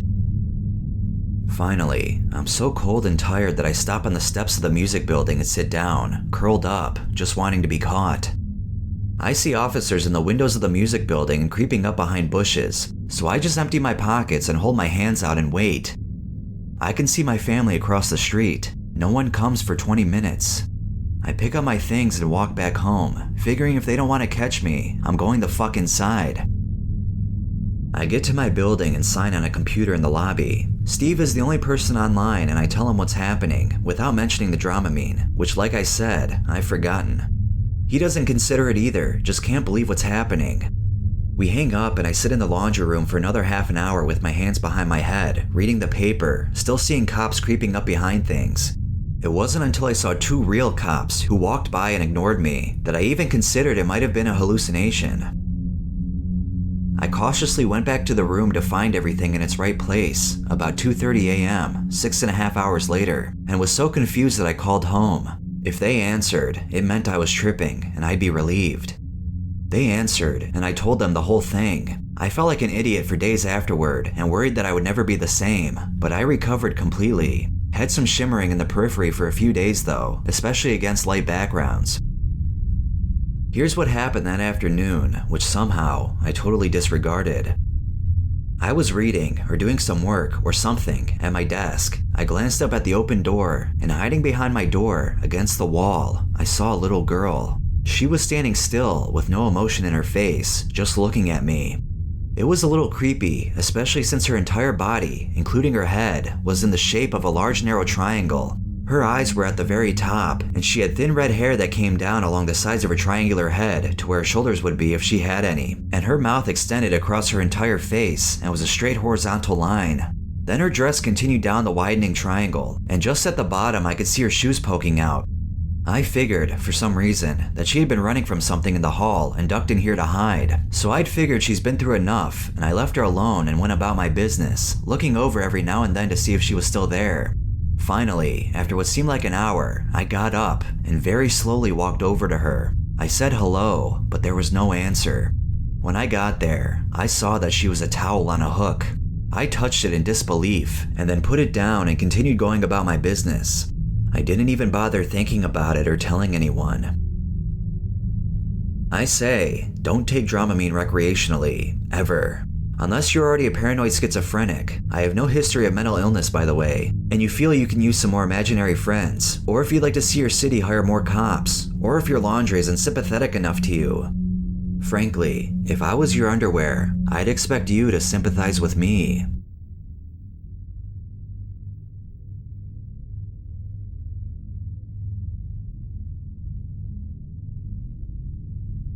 I am writing about my experiences with meth for two reasons. Firstly, my husband and I were able to remain healthier than most by doing relatively easy things with homeopathic remedies and over-the-counter meds that I'd like to relay to others who are using heavily.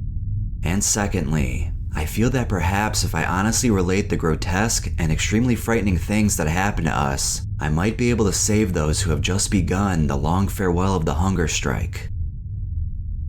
We first smoked meth on New Year's Eve because we heard it was great for sex. I had to work the next day, so I saved some to smoke before work in the morning. When I got home, another gram was waiting for me, and I smoked every day but one until we finally quit 6 weeks ago, March 20th. For 3 weeks, we smoked meth with little consequence. Then my skin became fragile, and in addition to breaking out, started to swell. I was really worried because I was constantly thirsty and drinking water, but I rarely urinated. I was afraid I was fucking up my kidneys and I'd be too sick to keep using. So I started taking 1-Pamprin, over the counter for PMS, every other day because it contained a diuretic and Aleve for swelling as needed. That worked for a week or so. Then I had to take 2-Pamprin every day, then 3, until I realized my skin had become clay-like, for lack of a better word, as if there were a layer of Play-Doh beneath it. I also noticed a powdery black substance, like dirt, was coating my skin, no matter how often I washed it away. We used a lot of mineral oil for massage during sex, or before sex, or after sex. Anyway, one day, I realized this black crap was literally pouring out of my husband's skin, from every pore, and not only his, but mine as well. We guessed that this was some toxin from the speed needing to be eliminated from the body, and figured out that it could be massaged out with oil, or was released when we were hot and sweaty. We started using the sauna at our fitness center in the apartment complex where we live to try and rid our bodies of the toxins, so we wouldn't have to quit doing meth. But despite how often and long we sat in the steam, we couldn't get rid of the swelling or the black shit in our skin. Then my kidneys started hurting, and his, 2 days later. I had lost 20 pounds in 2 months, and my husband had lost 30. And we'd read somewhere that rapid weight loss can cause kidney failure, or maybe we just thought it made sense that if you lost that much fat, it had to leave the body somehow, and our kidneys just couldn't handle it. I was so afraid of what I was doing to myself, but I still didn't want to quit, and I was too afraid to go to a doctor to find out how bad it really was. At some point during a sauna, I noticed a whitish or grayish substance, similar to vegetable shortening, was coming from my skin in massive amounts, tablespoons of it at a time, looking like Play-Doh through a garlic press. I lost 8 pounds in an hour in the sauna of retained fluid and the shortening crap that built up under my skin, which I can only guess was the fat I was burning. We maintained like this, sitting in the steam 3 or 4 times a day for an hour, swelling in between badly enough to cause bruising where the pressure built up. I slept every 3 or 4 days for an hour or so, and woke feeling rested. I would get weak and shaky and realize I'd eaten nothing in 48 hours. I had to keep a chart and check off at least 1 meal a day, plus a multivitamin, plus a protein bar. My scalp would swell up, and I'd run my fingers across it, which would release enough fluid to make my hair wet. I kept having this feeling of waking up as if I'd been asleep or unconscious, only I'd either be at work, standing up, or driving. It was like I checked out for a few minutes and was totally confused upon checking back in about where I was or what I was doing or how long I'd been gone. It was like my brain rebooted, and I had to figure out what the fuck was going on really fast, because I seemed to be in the middle of helping a customer, and he is looking at me strangely. And oh, there's a credit card receipt printing out, so I better hand it to him, and pretend that I was just waiting for it the whole time. And God, I hope I didn't just stop talking in the middle of a sentence, or say something that didn't make any sense, because I've done that before, but only when I was at home alone with my husband. Just say thank you and have a nice day. And we did not want to quit. So we took our saunas and our vitamins and used Preparation H for swelling and hydrocortisone for what we guessed was a heat rash. We took oral steroids, prednisone, which I'd been prescribed for asthmatic bronchitis but never took, to try and reduce the swelling. We massaged the shortening from each other's skin and forgot to eat and sleep. We fell asleep with burning cigarettes and with the meth pipe in our hands. I spilled boiling meth on my husband, and he, who had never been violent before in 5 years, hit me for the first time and left bruises on my arm. He hit me again because he couldn't find his keys and left a bruise on my face. He could never find his keys. I started hiding little stashes of shards and forgot where they were, and he hit me when I couldn't find the dope. I was an hour late for work every day. My husband wrecked the truck 3 times. And we didn't want to quit. I forgot to feed my son one day. All we ever did anymore was fight and fuck. Thank God my son was in daycare because they fed him twice a day. He spent the rest of the time watching TV in the living room while we locked ourselves in the bedroom, and he'd have to knock to use the bathroom, which we'd yell at him for doing. I'd send him to school in the same clothes 3 days in a row. I didn't care anymore. No one made sure my son went to bed, and he started acting up at school because he'd been up till 2 a.m., which we yelled at him for doing. I fell asleep during sex, or worse, fell sideways into a dream state while semi-awake, and I'd babble incoherently while we were fucking, but goddamn it felt good. Exquisite. I said it felt exquisite. Everything was either the highest of highs or the lowest of lows. No in between existed anymore. I had delusions, especially when I was hot. I would take the hottest showers I could stand for hours, trying to clean the cysts I now had under my scalp full of the gritty black shit. And it was difficult because I couldn't use soap anymore. It got under my skin and burned and bubbled in my eyes, nose, and throat for hours afterward. I couldn't drink soda either, same reason. I had delusions that my dealer was poisoning our dope because he wanted it all for himself, which in comparison to my other delusions makes sense. I had delusions that the black shit in my skin was some new form of dope, only producible by the human body, and my dealer was selling us tainted dope so my body would make it because he was going to come harvest the shit from me and turn me into a slave he would keep locked up and just feed meth in order to obtain this new drug. I figured my dealer was doing this to lots of people and that he'd keep me enslaved until I died from the meth. I knew it was killing me. I didn't care, and we didn't want to quit. We were banned from the sauna at our apartment complex because no one else could use it. Our sweat smelled so strongly of ammonia, it burned the eyes. It was caustic, and it burned our skin too. We had to cope with just taking really hot showers, which didn't work as well. I fell asleep in the hot shower one night and woke with blood pounding in my ears and too weak to stand up. The fatty shortening crap that built up under my skin seemed to melt enough to be excreted through my pores with little heat, but with a lot of heat, it seemed to melt enough for it to be all released because I was sitting in a pool of it.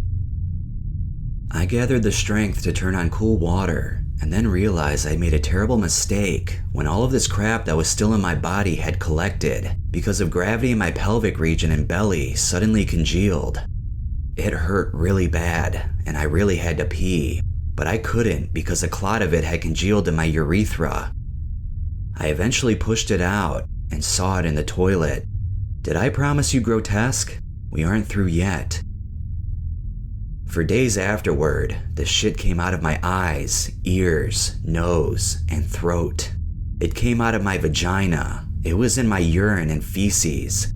I swallowed it down continually, and it made me gag. I spit constantly because it was in my mouth. I wiped it from my eyes, and it ran from my nose. I still have no idea what it was exactly, only a guess that it had something to do with the almost 50 pounds total I had lost. I knew it wasn't a hallucination because I cleaned it out of the tub 3 weeks ago, and 6 weeks after quitting, it's still coming out of my skin. Less, much less, but still there. And I still didn't want to quit. I got lucky. My dealer got popped, and I crashed before I could hook up through anyone else.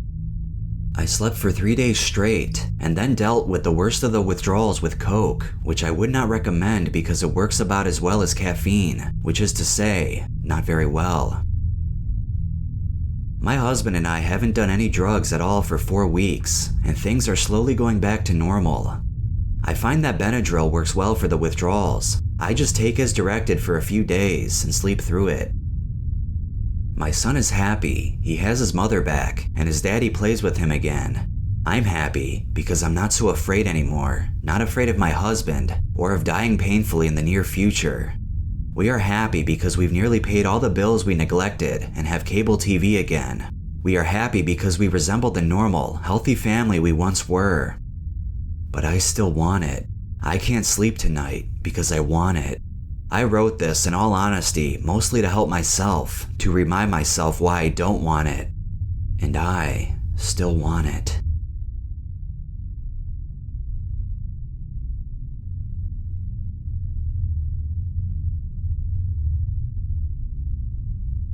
First of all, I will say that huffing gasoline was the most exciting, crazy, weird, and best drug I'd ever done in my life. So far, I'm only 21.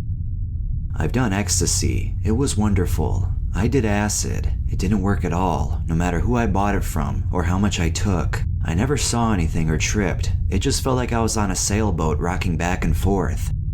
I've done weed, crystal meth, cocaine, and even crack. I did some shit that was supposed to put me into a so-called rabbit hole, but it never happened. Guess that was some fake shit. Demerol is good, only in the drip form. First experience. I am hanging with my female friend at our friend's house. Our 2 guy friends had left for a while, then came back. When they came back, they were laughing all over us, reeking of gasoline. We were like, "What in the hell?" We said, "What the hell is wrong with you? And why the hell do you smell like gas?" They started laughing, saying, "Ha ha, we've been huffing gas, man." We thought that was retarded. We had never heard of getting high off of gasoline, didn't even know that we could. They end up taking us down the road and doing it also, even though we thought it was superficial. We get to this huge parked 18-wheeler with a rig on it. We're on our way out in the boondocks, aka the country. And it's nighttime with nothing but one deserted road and woods all around us. The 2 guys tell us to huff off of this gas tank opening on the big rig, so we do. When I did it, all of a sudden, my body starts feeling all tingly and warm inside.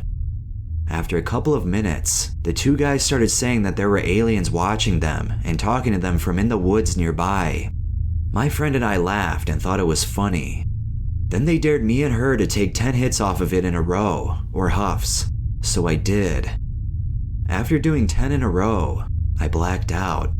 In my head, I had died, and all of a sudden, I became a comma in a biblical sentence.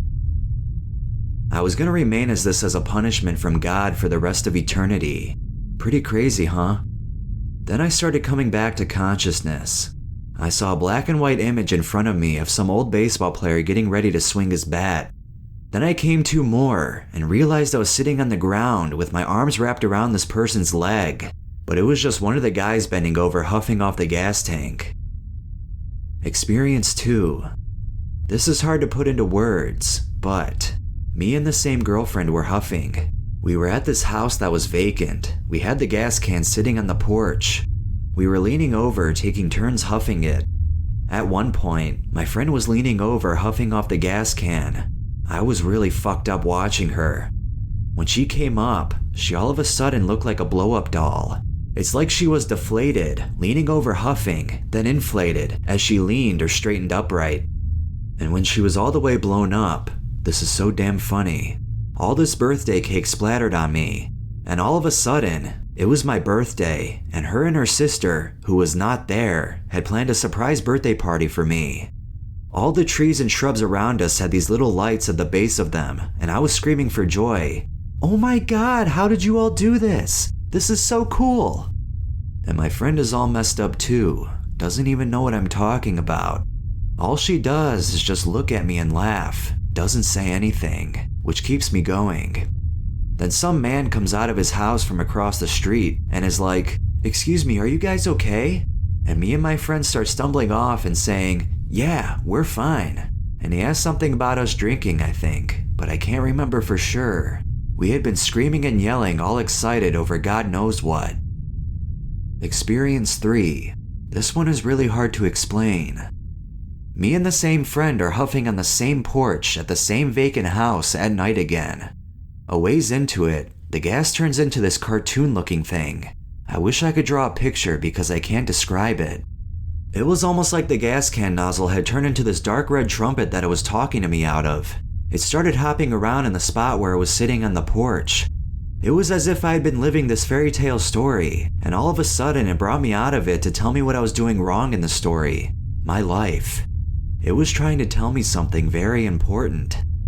Then my friend turned into an angel, and had been secretly watching me throughout my life, and also sat with me on the porch to tell me what I was doing wrong in my life.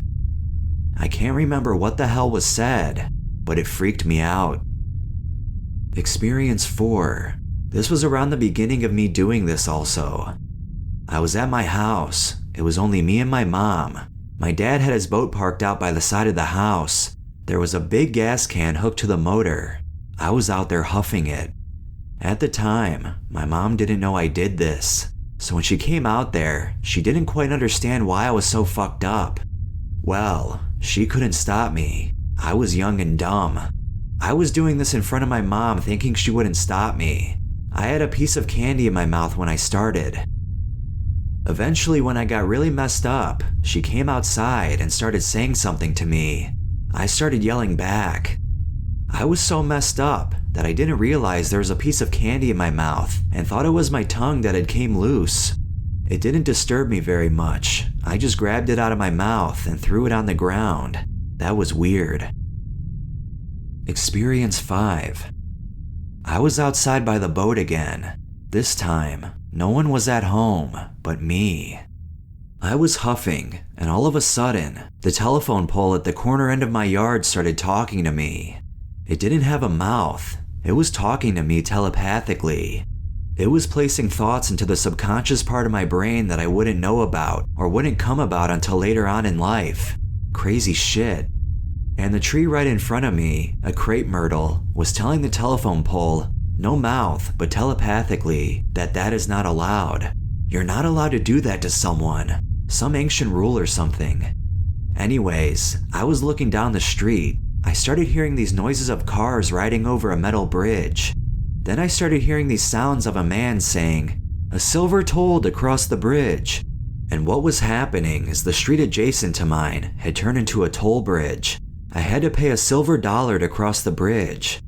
I could hear people putting the coin in the slot and driving over it. I could even see the top bridge rails. I think that's what it was. Weird. Experience 6. I had a gas can and was chilling in my backyard. My backyard has a lot of trees and shrubbery, by the way. No one was home. I was lying out in the sun in my bathing suit. I was underneath the shade of a small sweet gum maple tree. I think that's the name. Huffing. I had the cordless phone out there too, so every once in a while I was huffing, I would accidentally hit the on button on the phone with my leg without realizing it. The operator would come on, and instead of it saying, "We're sorry, if you'd like to make a call," I would hear it as, "O.R. Lee," then something something. Anyways, at one point, this frog hopped in front of me from behind me. Yes, it was a real toad. But in my head, I believed that I was some kind of witch and that the frog had come from me. I had created this frog and set it out into the wild. Experience 7. I was huffing gas with this girl I had met down the road that was into it too. It was a sunny day. We were huffing it out of a gas can. This was a gas can that had a tube that I could pull out of it. Well, I didn't know that this one was like that. So we were huffing, and I got pretty fucked up, again as usual, and I didn't realize it, but I began sucking the gasoline up through the tube thing and taking gulps of the gasoline. The girl I was with started slapping me on the back saying, "What the hell are you doing? You're drinking that shit?" And she took the gas can from me. I looked at her all funny. She had told me and was like, "Why'd you take my flower juice?" And a few moments later, I came to and realized what I had done. I even remember drinking it, even though I didn't know what I was drinking at the time. There were these little white flowers all around us at the time, which would explain the flower juice thing, so we stopped. I don't know how much I had ingested, but it was at least 2 gulps. I don't know how I didn't die. I wonder how much I would have to drink to die. But in the next couple of hours, each time I burped, I tasted that damn gas. It made me want to throw up, which I probably should have. So one of our friends picked us up and they stopped by a gas station. I decided to get some cream soda, maybe put something in my stomach that would take away the taste when I burped. Well, wrong idea. It did nothing but make me burp more and made it taste even worse. End of it all. What caused me to pretty much stop doing this is the sounds that I started hearing that weren't really there. I began to hear this low buzzing noise. It sounded like it was coming from the power lines above my head. I know it sounds crazy. Then what actually scared me out of doing it is this bamming noise. I kept hearing this noise in the distance. I couldn't place where it was coming from exactly. It sounded as if someone had a sledgehammer and was pounding on the side of a building that had aluminum siding. It didn't bother me when it first started, but the more I huffed, it got louder and sounded more closer, even though I couldn't pinpoint where it was. Finally, it dawned on me one day when I was kind of sober, and it almost made me piss my pants. There's a saying, "You will hear me knocking at your door," something like that. Well, that really got me to quit. I really believe that after a year and a half of huffing gasoline, God was knocking at my door. He was warning me. The sound of the knocking, which as months passed, became a gradually louder bamming sound. I couldn't have fun when I was huffing. The sound was so loud, it overtook all the hallucinations I would have normally. It came to the point where I really began to believe something was coming after me. I had no idea what it was, but it was creepy. I'd start huffing, and there it was, again, even louder and closer sounding this time. Whatever it was going to get me, and I consciously knew this, so I quit. After a month or two, I realized that what it was, what I truly believe, was death knocking at my door, getting closer and closer. What happened to me about 3 months after I'd completely stopped huffing gas and doing any kind of drug was unexpected. I first began to not sleep. I felt like I didn't even need to. I started to become delusional, exactly like a schizophrenic. I believe people I knew very well were actually undercover detectives watching every move I made. I can't go into all the details, but mainly I thought I was psychic and knew these things, and all the colors meant something, and so forth. I ended up going in the hospital. I got better after a week of being in there and got out. Didn't do any kind of drugs or anything, yet I became even worse, and not only becoming even more delusional, but began hallucinating, seeing and hearing things that weren't really there. So I went into the hospital again. I was then committed from that hospital to an institute for about 6 months. I did get better after the first month or 2 of being in there. I got out and have been fine ever since in that aspect. I even did other drugs and stuff, did not huff anything, and was fine. It's almost unexplained by the psychiatrist I've been to. It's the fact that I had quit huffing and did not do any other drug for about 3 months. Then all of a sudden, my brain decided to turn on me. I finally quit doing drugs and just stuck to drinking. It's been like that now for a few years. Now, I am a manic depressive. I will pretty much have to be on antidepressants for the rest of my life, and antidepressants don't even really do shit. They barely motivate me to get up out of bed and live life. I also have an anger problem now that has caused me to go to jail a few times and pay hefty fines. I can't handle stress like a normal person. My stress turns into anxiety, and anxiety into anxiety attacks. For the past 2 years, I've been having chest pains in this one spot on the left side of my chest that I'm gonna probably need to get checked out when I eventually get a job and insurance again. I get ridiculously scared sometimes when I'm by myself. I get these brief feelings that someone is in the house with me, therefore I cannot live by myself. If my boyfriend isn't here one night, I have to get a friend or something to stay with me, then I'm okay.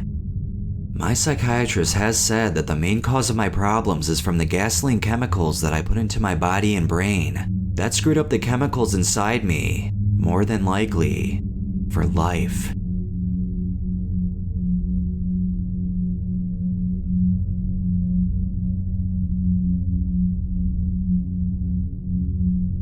December 30th, 2019. I had just flown home after a 3-month stint in a Florida rehab for kratom, Adderall, and alcohol. I had put my family through hell that entire year, particularly my younger brother, who told me point blank that he couldn't live with me. I had a finite time to get a job and move out. I had spent the previous 4 years playing bass and vocals in his pretty successful band up until that point, and although I'd finally gotten my shit together, I'd ultimately proven to be a completely untrustworthy individual. I quickly got a job at a local electronics manufacturer and re-enrolled in college as I had been studying electrical engineering and was close to having my associates. Hell, I even had a small business building guitar pedals at one point. Despite this, my immature brain at the time simply could not cope with the thought of how badly I'd fucked up. And instead of powering through this like an adult or getting put on some kind of SSRI, which in hindsight I needed badly, I remembered that there was one opiate supposedly far better and far more euphoric than kratom. Tianeptine. I had never tried it myself. In fact, my only experience with it was watching a mutual friend battle with it years prior. As fucked up as it is, what made me actually want to seek out this stuff was diving into r/quitting Tianeptine and reading a plethora of horror stories how hard it was to quit. The reason being was that I figured that this was reflective of how strong the euphoria was. This is a glimpse into how weirdly autistic and immature my brain works when put under stress. I didn't want this stuff being shipped to my house unless I absolutely had to, so I googled around to see if any sketchy shops sold it locally. To my surprise, there was a small business on Google Maps listed in Kenosha called Tianeptine Friends, which had a website and was open 24/7 located in Kenosha, Wisconsin, just an hour or so from my house in Chicago. Curious, I called the number and a sickly high-pitched male answered in that stereotypical junkie drawl. I told him that I wanted 3 grams of sodium and 3 grams of free acid. He told me to drive to a specific speedway in a kind of seedy area of Kenosha. Despite giving him an hour heads up and telling him when I was leaving, he had me wait in that speedway parking lot for over an hour, which would become a semi-frequently recurring theme in the months to come. When he finally pulled up, I was greeted by the most smelly and disheveled man I had ever seen. I'm serious. The vast majority of homeless people I see walking around the streets of Chicago are more well kept than he was. He was also one of the most fried pieces of literal shit I have ever met. I remember thinking that he looked a lot older than his voice would lead you to believe. He looked like a post-meth Elmer Fudd. I got my shit from him, paid, and then left. Effects-wise, I loved it more than heroin and every other opiate I had tried up until that point from the moment I felt it. It had a more uplifting, less downer feeling to it. I started using every day to ironically numb the constant thinking of the results of my previous shitty decisions. A couple weeks before the pandemic, I started renting out a band practice rehearsal space in the west side of Chicago with 24/7 access. When the pandemic laid everyone off, I had ample free time to get high and play my absolute nuts off for hours at a time. Though I technically shared the space with a few other bands, the pandemic canceled all shows for the foreseeable future, and I was the only one using it. My existence for the better part of the next 6 months was as follows: wake up, eat Tianeptine free acid, drive to the practice space, get more high, practice drumming for hours, occasionally record songs on guitar, and just generally bum around the space until I fell asleep there. I only really left the spot to pick up more Tianeptine from Kenosha, go home to shower, or donate plasma for Tianeptine money. While under the influence of other opioids, music didn't seem to interest me at all, but with Tianeptine, I would often get lost in music that I'd long since forgotten about. if timed right, taking a quarter spoonful of free acid after scoring, and blasting language by the contortionist as I hit the highway on my way home made the music like the first time I had heard it, even though I'd long since stopped giving a shit about that specific kind of gent prog stuff since I started getting into good music and stopped being a teenager. Very early into the pandemic, one of my best friends, who was also my bandmate at the time, fucking died less than 8 hours after our last conversation. I promptly used this event to justify my stupid behavior going forward. Tianeptine has this weird effect on me where it actually gives me energy, enough to drum along to insanely fast and complicated songs for literal hours, especially when combined with 4-fluorophenibut. Nobody in the family really suspected me of relapsing because I was very in shape from the drumming, ripped in fact. There was a period of this summer when I tried to quit by using Suboxone, only to discover that subs give me all the bad effects of opiates and strip me of all my motivation to do anything productive. Like Kratom, it left me feeling flat and unable to enjoy music. After weaning down and attempting to jump off at around 2 milligrams, I was left unable to sleep days on end unless the following criteria was met. Be drunk, fuck the hot-ass 19-year-old with thick hips and mommy milkers that I'd recently met, and chase it with a trazodone melatonin sandwich. No, I literally was unable to get more than 2 hours of sleep at night prior to having sex with her. After that, I got a solid 7. Being that I literally needed to fuck her in order to sleep, she rose to the top of my hierarchy of needs, which led me to being way clingy and scaring her off only a couple weeks into our thing. Shortly after she cut me off, I was in the parking lot of a Mexican restaurant in Round Lake when 2 guys started shooting at each other, with me directly in between them. After hightailing it out of there, I took this as a sign that life sucks, and therefore I will get more Tianeptine. I then started using Tianeptine again. Later that month, my smelly Tianeptine friend informed me that he had 3-chlorophenibut powder on hand, which is the active ingredient in baclofen. I wasn't using the fluorophenibut more often than a couple times every few weeks at the time, but decided to give it a go one day. Thing is, he neglected to inform me that without a tolerance, 50 milligrams is enough to put you on your fucking ass, which without a very good scale, is impossible to measure. I scooped what I thought was a very small amount on a butter knife and ate it, promptly blacking out and waking up 23 hours later with puke on my floor. I estimate that I must have taken at least 200 milligrams. When I finally regained my composure, I felt as if all mental barriers that existed for my CPTSD and generalized anxiety had faded away for good. I was completely present, not dissociated and clear-headed for what felt like the first time in my life. A very specific idea for a song came into my head that I couldn't get enough of, which sounded like a triumphant crescendo from hell. After getting on my phone, I received news that on the literal day and location that I went to go pick up my drugs, Kyle Rittenhouse had gunned down an associate of mine that frequented the same music scene I was involved with during the infamous Kenosha protests mere hours after I had left. Well, shit. The experience that made me quit this shit for good. It began like any other time I scored. I drove out to Kenosha and picked up approximately $75 worth of Taya free acid and eyeballed a small amount on a plastic spoon before gulping it down and getting on the highway back home. I felt completely normal until stepping out of my car, which is when it hit me. Now, before I go on to explain what happened next, I have to emphasize that I had an extremely high tolerance for this crap, and anyone who has taken too much Tianeptine will tell you that it has sort of a ceiling effect similar to Kratom, and that you just feel woozy and maybe throw up worst case scenario. This is not what happened. Upon stepping out of my car, I became extremely disoriented and found it very difficult to stand up. It felt like my driveway was slanted. It's very hard to explain exactly what this sensation was like, but I pretty much knew right then and there that I was fucked. I felt a pervasive sensation of needing to yawn, but it was to the point of being painful. I went inside and tried to convince myself that this was simply just a panic attack, pacing around the room, attempting to meditate, all the while I was getting more and more dissociated by the minute. I did some push-ups and smoked a cigarette, which is when I realized that my heart rate was extremely high. I called my dealer, asked him what the fuck was up, and if he cleaned the scale used to weigh my shit. I asked him if I should go to the hospital, to which he replied, "They wouldn't know how to deal with what you're going through." He actually suggested to come over to his house and let his equally fried dumbass of a wife monitor my heart while I slept.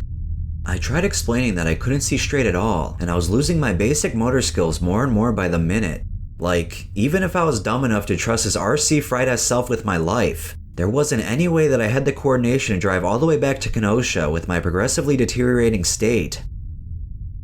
Possibly foreseeing what would happen next, I opted not to sleep in my room and decided to try and wait this out on the couch in the living room, just in case this became an emergency situation. Surprise, surprise, it did. I don't remember any of this, but apparently, my dad found me passed out on the couch and didn't think much of it until he nudged me to wake me. I promptly stood up, passed out, and hit my head on the floor. Cue the next thing that I actually remember. On the couch, I was surrounded by paramedics and unable to control my limbs. I was frantically flailing my arms and unable to stay still despite the paramedics asking me to. I felt trapped in my own body. "What did you take?" one paramedic asked several times. All that could come out of my mouth was a multi-pitched, "What?" I said this multiple times, all while flailing about and scaring the ever-living shit out of my family. My dad truly thought that this was the time that I, his first son, was going to die, or worse, permanently fuck my life up into becoming handicapped via severe brain damage. According to the hospital records I requested, this is when they sedated me with ketamine to calm me the fuck down. This caused me to have a very vivid dream that seemed to last around 2 weeks, involving me, one of the nurses, and driving around Bensonville in my van. In all reality, I was only out for about a day and a half. My coma dream was then interrupted by me waking up and projectile vomiting on the floor next to my hospital bed. I was in full-blown Tianeptine withdrawal and in the ICU. The nurses started asking me questions, and my answers to a lot of the basic ones like the date, my name, and the president, I either got wrong or took me too far long to figure out the answers to. For some reason, I refused to tell them about the Tianeptine that I took, despite being pressed about what drugs I had taken, out of fear of retaliation from my father. In hindsight, these fears were completely unfounded for a multitude of reasons, but I was still fucking delirious from whatever the fuck I took. I couldn't remember my father's phone number, despite knowing it by heart since I was 10 years old, and I was hallucinating very strange things which were compounded by the fact that I didn't have my glasses in there. Shortly after vomiting, I began having the absolute worst pain in my lower back to the point where I was screaming my fucking head off. The nurses told me to pipe down, but I physically could not. Now, I spiral fractured my tibia and fibula at 14 when skateboarding, which hurt like a bitch, but the pain I was currently feeling in my back was somehow 1,000 times worse. I've never had a history of self-harm, but I began violently biting and scratching my arms and hands to the point of drawing blood just to get my mind off of this pain, all while screaming bloody murder. This went on long enough for them to actually restrain my arms to the bedpost. I then started screaming stuff like, "Give me opiates, please, fuck, die, please give me some fucking morphine, but a lot of it, I have a high opiate tolerance, fuck." They eventually relented and gave me 2 10mg hydrocodone, which I promptly chewed up and tossed back. After that, the pain still wouldn't go away. I continued screaming until they gave me Haldol, which knocked me the fuck out finally, but not before forcing all the piss out of my body and all over myself, because I couldn't piss into the bedside cup thingy when prompted for some reason. The next day, I was approached by a hospital psychiatrist who asked me the questions you'd expect. Had I tried to kill myself? Did I have any active thoughts of hurting myself or others, etc.? When she asked me if I experienced hallucinations, I distinctly remember seeing the blurry outline of what looked like a man on a horse right around my hospital room, hop onto the psychiatrist's clipboard, then under my bed. No, I replied, though this wouldn't be the last time they would come around and ask me questions along those lines, which I will get to later. I spent a total of 6 days in the ICU, and my memory is a bit fuzzy as to the order of the following events I'm about to describe, but I'll do my best to do so chronologically. My blood pressure was extremely elevated, and at one point, I asked if I could walk myself to the bathroom. My cardiovascular system was so fucked that I almost passed out after trying to stand up just for a few seconds while the machines monitoring my blood pressure went haywire. I opted to lay down and piss in the cup for the time being. "You know, you almost died," is what one of my bedside nurses told me. At one point during the night, a patient in the room next to me needed resuscitation. A hospital worker then grabbed the biggest defib paddles I have ever seen and attempted to revive the person. He then walked out of the room looking down at the floor, clapped the paddles together which created a shower of sparks, and walked off. Thinking that it may have been a vivid dream, I asked the doctor the following morning about it, and as it turns out, that really did happen. The dude died. Another fucked up thing I saw that I'm not entirely sure if it happened was seeing a guy with a full leg cast get the end of his foot stuck in one of the hospital doors that had started to lift him upwards and off his mobile stretcher. The whole staff was trying to free him as he was screaming. As this was happening, the TV in my room was playing a live feed of an x-ray view of the guy's leg as this was going on. After they finally managed to free him from the door by essentially forcing his leg to do the front splits, he started screaming and writhing in pain as a live feed of the internal parts of his leg showed a replay of something snapping in there. He started screaming and writhing in pain as the live feed of the internal parts of his leg showed a replay of something snapping in there, just over and over like a sports recap, an x-ray view of this guy's leg snapping. I remember this way too vividly, dream or not.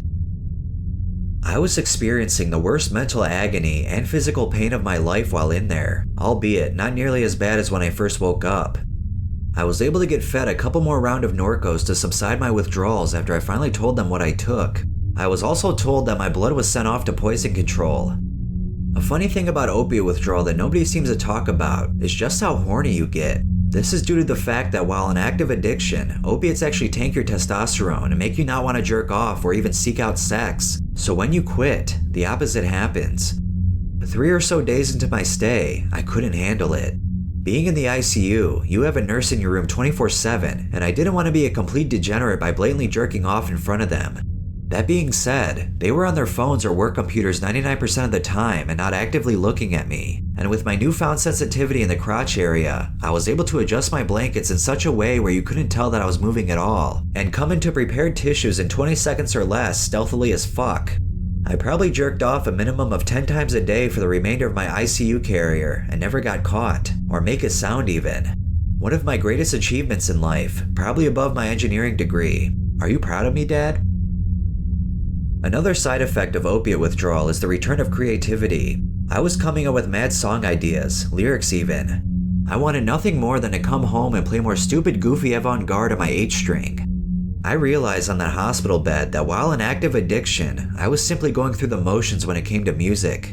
I wasn't playing to play, hell, I barely recorded. I was just getting high and seeing how long I could maintain a 260 beats per minute blast beat while modifying pedals to make the kick drum mic in the practice space go through a compressor like a crackhead. I had several deep conversations with the various nurses in charge of keeping an eye on me, which made me realize how grateful I should be to be alive. One of them described how they survived a famine in Poland during the collapse of the USSR, and upon landing in the United States, she actually teared up at the sight of all the food inside of the first grocery store she went inside of. Another was from Northern Africa, where a civil war was currently taking place and the rest of her family was in constant danger. A third told me how an adverse reaction to a flu shot landed him in the ICU for a whole 8 months, and how he basically finessed his way out of having to pay a dime out of the 7-figure hospital bill without it affecting his credit. At some point, I was approached by another hospital psychiatrist who asked me the same round of questions, and being that I was at the lowest point of my life and finally able to cry due to not being numbed out, I started to sob like a little baby and told him about how much I wanted to kill myself and that I was sexually assaulted when I was 6. Because of this, I was discharged to the psych unit for a mandatory 72-hour hold after I was finally able to walk and my blood pressure returned back to normal. In the psych ward, I met a bunch of cool people who I still talk to, a fat dickhead who I ended up triggering, and most dishearteningly, a childhood friend of mine. This friend of mine had previously been missing for over 2 years out of state after having a mental break. This friend, who I reconnected with in our later teens, was always doing and selling hella drugs. Sometime after we reconnected when we were both 21, he apparently became a completely different person. After going MIA in California circa 2017, he had apparently become a meth-addicted vagrant on top of showing signs of severe schizophrenia. The person that stood before me in the psych ward in September of 2020 was not the same person I grew up with skateboarding when we were 12. Hell, it wasn't even the same person I did acid with in 2014. What stood before me was a wide-eyed, Sid Barrett of a man who would talk to himself when alone in his room and laugh like a maniac. During lunch, he would chew his food with his mouth open and sometimes not even use utensils like a fucking animal. This deeply disturbed me. At one point during group therapy, the therapist had a prompt and all of us would then answer it one by one. The prompt: if you had a magic wand and could change one thing about the world, what would it be? Standard group innocuous therapy stuff, right? Wrong. When it got to this girl who I started befriending in there, she said that she wished that politicians would actually get stuff done.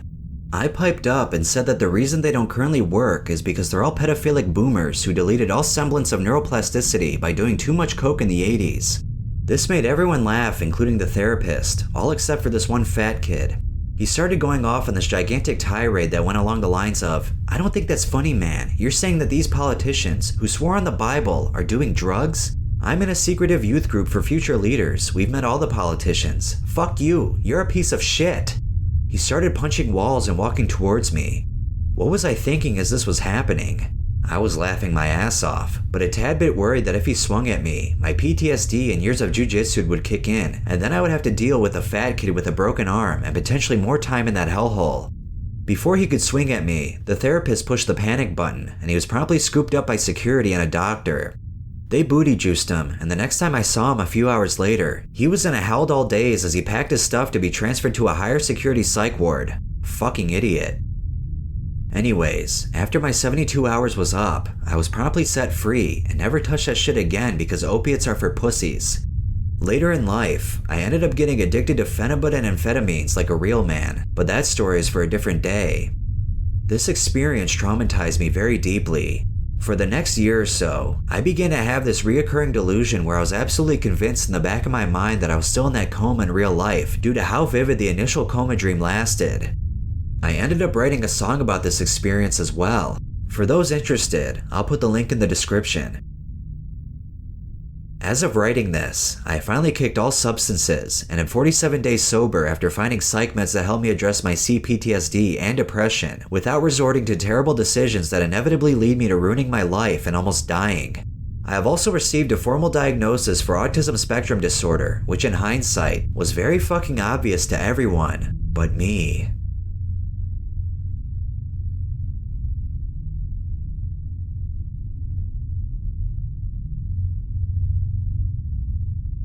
This event happened a few months ago at the time of writing this. It is the report of the time where I nearly died from a bad pill and had numerous side effects for months afterward. This was one of the worst experiences of my life, yet very profound in its impacts now. Be careful when taking drugs. If you stay till the end, you'll see why I should have been far more careful. Backstory prior to the experience. This experience happened sometime in March 2017, just at the end of winter. I was a young kid at 15 years of age, new to substances that had psychoactive effects, yet I already had my mind set out on a mission to explore the limits of the realm of consciousness, the goal being to try DMT to challenge my nihilistic viewpoints of the entire world and concept of life. Ecstasy was meant to be a stepping stone to get there, and at the time would be only the second drug I had ever consumed, the first being weed, in which I had only started using the previous December, so the whole process was certainly rushed. Pre-consumption.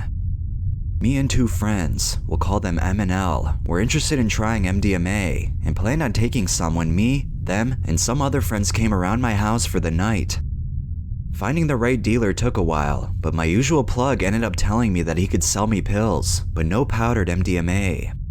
I believed this to be fine, as prior to the experience, I had been treating the substances as the same during all my research of the substance. I ended up buying 2 pills, as it was all I could get, but my research was lacking, and I had no idea what to look out for in pills of E, to check if it was all good, etc. Research was lacking in general. The pills were red bricks and were incredibly hard and tough to break apart. The day came, and we decided to first meet some friends at the park to smoke some dank and drink a lot of vodka. Me, M, L, and 2 other friends named J and F headed back to my house. But after J had stated some dangers of bad pills, M and L tapped out of taking some of the E. However, I believe the chance of a bad pill would still be very unlikely, and I needed to feel this insane happiness and take myself closer to curing my nihilistic view on life. Fuck it, I said, and decided I would take it anyway. The experience. At 1 a.m., I thought the alcohol was out of my system enough so that I could take the E and have it kick in after the alcohol would have had the potential to dehydrate me, a very rough and uncalculated assumption. Some people were starting to fall asleep due to the weed, and me and F were the only ones still moving about and agreed that I should go for it. Note, the following effects I believe are due to the pill being very bad and not actual MDMA, although I can never be certain. I first started with just a quarter of the pill, just to test for any bad reactions. After a half an hour, I took another quarter, barely containing my nerves and excitement. Nothing had happened yet. After an hour and a half passed, I was still feeling nothing, so I gobbled up the rest of the pill hoping I would actually feel something. Now, as soon as the pill was down my throat, it hit me like a freight train. I was sitting on my floor and was immediately swept away by the intensity, which I hear is uncommon on ecstasy for such a rapid come-up. There wasn't even a come-up really, just a very warm feeling in my neck, like electricity sparking through my spine for a few minutes before being catapulted from my normal mind state. As I sat on my floor, a concerned brief thought of, "Holy shit, this is only the first dose," entered my thoughts before being quickly swept away by the overwhelming sense of euphoria. I felt amazing, the most incredible feeling ever, barely able to move. Expressions of intense pleasure stricken across my face. I have memories of about 2 minutes of my experience being this joyful before it goes hazy and then hellish.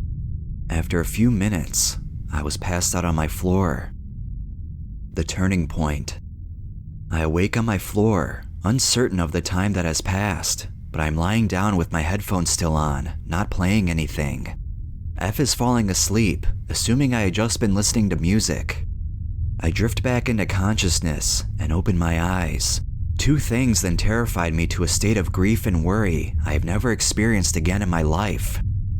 As I drift back in, there is a pain in my gut, a pain so grueling and intense and disgusting, I can barely recall it. A feeling like my intestines and gut were dissolving inside me. I look at F, and the whole room is shaking. Due to my poor research, I was unaware of the eye twitching side effect. However, after discussing these eye shakes with others, they sound far more intense. These eye shakes started happening uncontrollably and so fast that it was impossible to make out anything in the room. I shake F's leg, and he wakes up, and I look at him with my eyes spazzing out like mad, all the way side to side 40 times a second for 10 seconds before a 1-second break. The eye shakes were happening side to side. However, for me, the whole world was moving up and down, which was slightly disturbing. This shit freaked me the fuck out, and F wakes up J, and they look at me discussing what to do. F is a great guy, but was laughing uncontrollably. J looked scared shitless. I watched them talk, yet couldn't hear a word spoken. The whole world had gone silent. Battling death. Here's where the trip gets weird, very weird. Without thinking, I crawled out onto my balcony, but what is odd is the fact I hadn't registered the last 2 minutes at all in my head. I had no idea about my eye shakes and couldn't register the gut pain. It was as if my body was reacting to the stimuli, causing me to be terrified, yet my ego was so disassociated that I was unaware that anything was wrong, or perhaps I was just too euphoric still. Almost like primal instinct, I shoved my fist into my throat without a second's hesitation and throw up. That was the precise moment in which I snapped back to reality, realizing exactly what was going on and suddenly feeling a lot less fucked up. This was real. I was horrified, fully aware of the pain now, and aware that I was in serious danger of dying. I forced myself to throw up again. M is now awake. L won't wake up when F tries. My friends don't call an ambulance, being afraid of the situation and the fact that my mom was sleeping upstairs. I didn't think this would be happening. Jay runs into the kitchen and brings me an apple as a placebo, telling me it'll make it go away. I eat it, and it causes me to throw up more.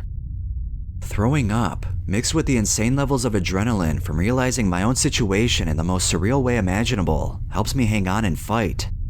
My friend keeps bringing me apples repeatedly, yet I only ever remember eating 2. They bring me orange juice, and I drink 2 liters of it, but only remember taking a gulp and deciding it didn't help. Due to the commotion, my mom comes down the stairs and out to the balcony. Unaware of what was going on, she screams at me to get inside and drags me through the doors as I stare up at her with eyes wider than I can physically force them to go, still shaking. As I stared up at her pulling me in, I realized she had no face at all. She looked exactly like Slender Man, her face melting off constantly.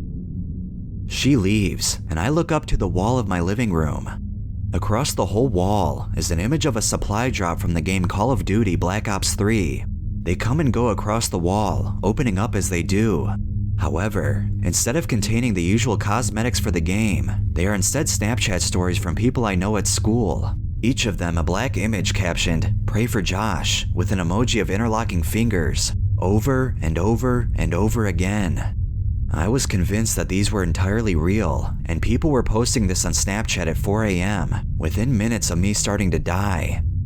I was so convinced that when I later checked Snapchat that night to find no one had posted it, I was confused beyond belief. And at that stage, I wasn't even as out of my mind anymore. But anyways, back to the story.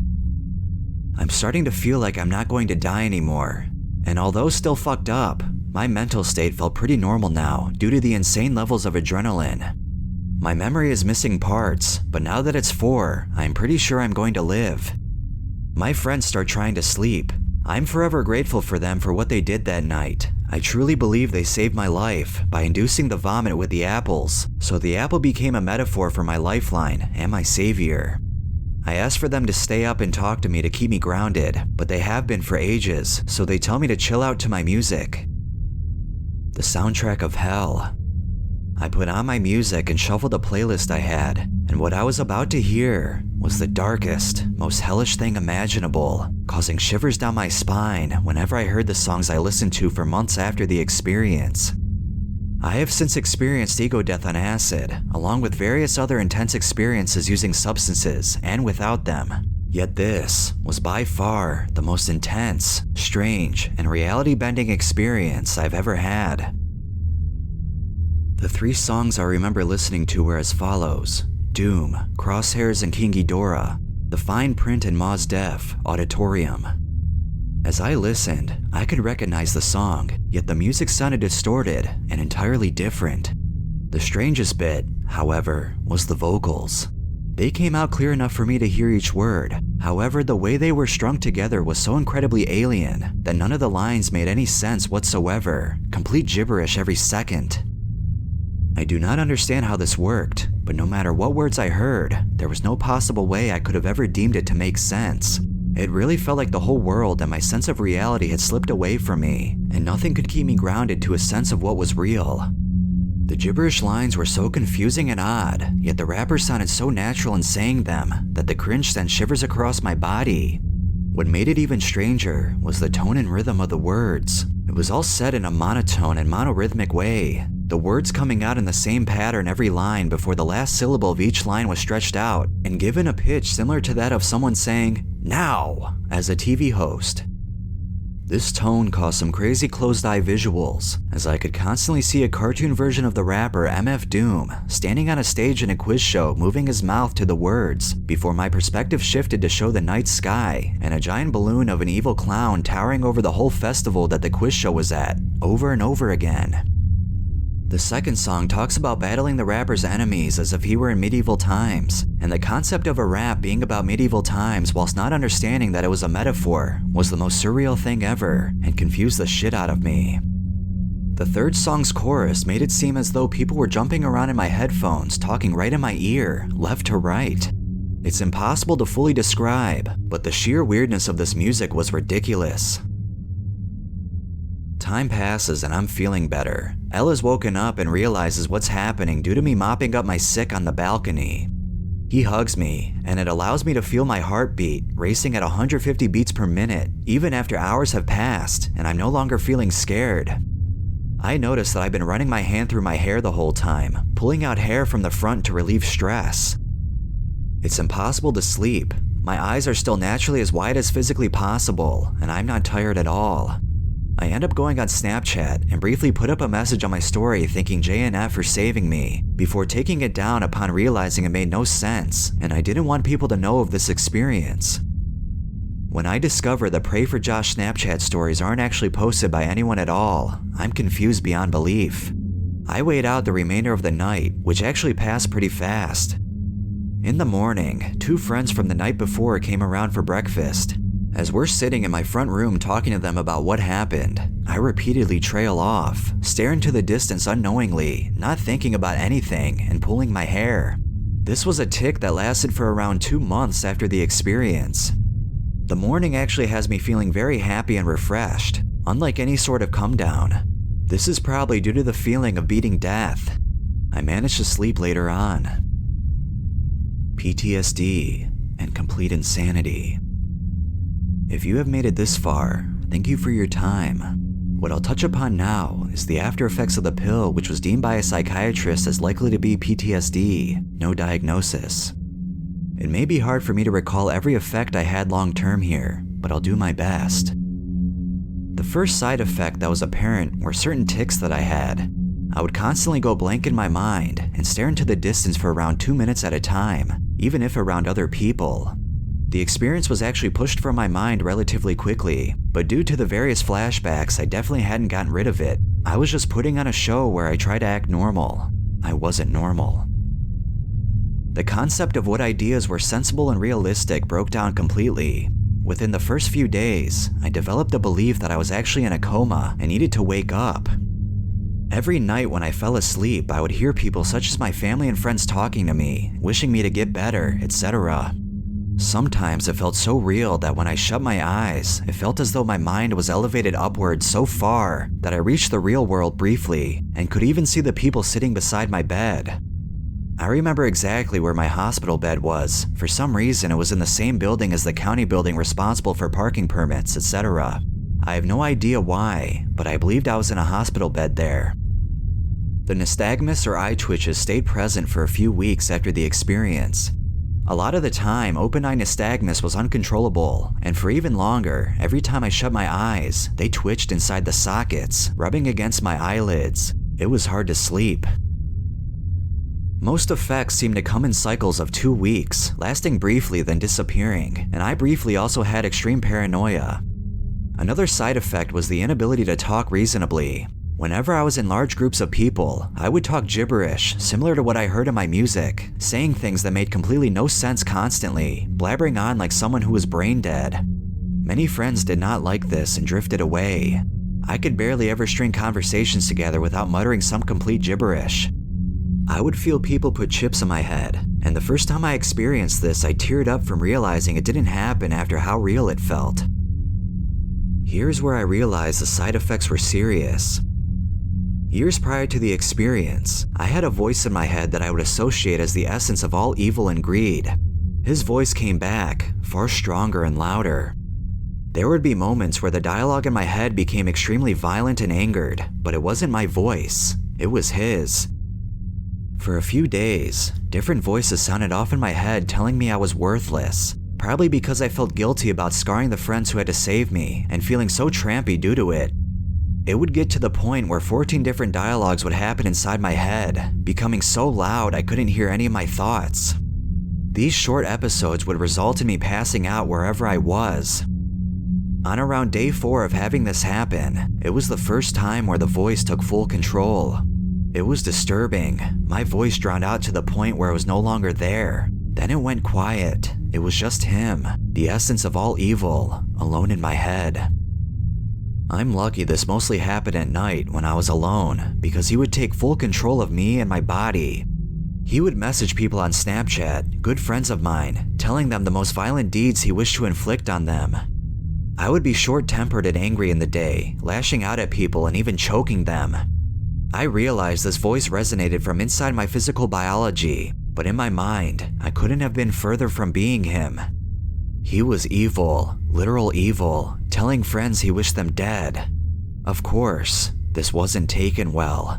I don't blame anyone who was driven from me due to this happening. I was nuts. I was literally telling people how I would want to gouge their eyes out for no reason. It wasn't me trying to be edgy. It was a full-on persona in my head. He usually listened to death grips when he took control, turning my head into a cauldron of rage, before it resulted in me eventually passing out. The third time it happened, I defeated him by creating a new persona in my head named Mini-Me, who sat on my shoulder, and when he tried to control him, it was a trap, and Mini-Me killed him, and I was safe. The next time it happened, he simply snapped Mini-Me's neck and took control of me anyway. It was insanity. I couldn't hear myself think. I started hallucinating during the day, seeing objects randomly arc upwards towards the ceiling before coming back down instantly. When I fell asleep, I would see Sauron from Lord of the Rings standing in the corner of my room. I heard people speak right behind me in my ear when no one was around. When he took control of me, he would write lyrics of the most unspeakable thing as notes for me to read, realizing it was me who wrote them. He would turn me into an evil genius and create the most complex designs and objects and aerodynamic packages for cars every time I went to try and sleep. Reality was shattered. I constantly felt as though I was in a simulation or a coma. I thought friends trying to talk to me on Snapchat were agents from the people running the simulation trying to figure out what I knew. I felt watched. I felt monitored. Nothing was real. I was truly all on my own for a while. It allowed me to think of the craziest ideas, some of them truly genius. I tried to construct my ego into shapes to help thought flow. I needed help. I went to my GP and told them about my experiences. They referred me to a psychiatric center. I had weekly sessions over a span of around 5 months or so. They could be tough at times. After the sessions, I would talk to myself instead of thinking in my head, leaving my mind blank. I got better though. I've mended relations with my friends as best as I can, but with some, there are most likely still scars remaining. Around the same time, I also had a few other traumatic experiences that happened to me. I had a genuine and justified fear of being robbed and stabbed every day for a while afterwards, yet I feel most of these experiences were from the bad E. Be careful. It took me months to get better, and I am not the same now. LSD was actually part of what helped me get better, but taking drugs will never be the same again. Do research, be careful, make sure your mind is prepared. I'm 15. I'm lucky my experiences only cost me friendships, rather than a whole lifestyle.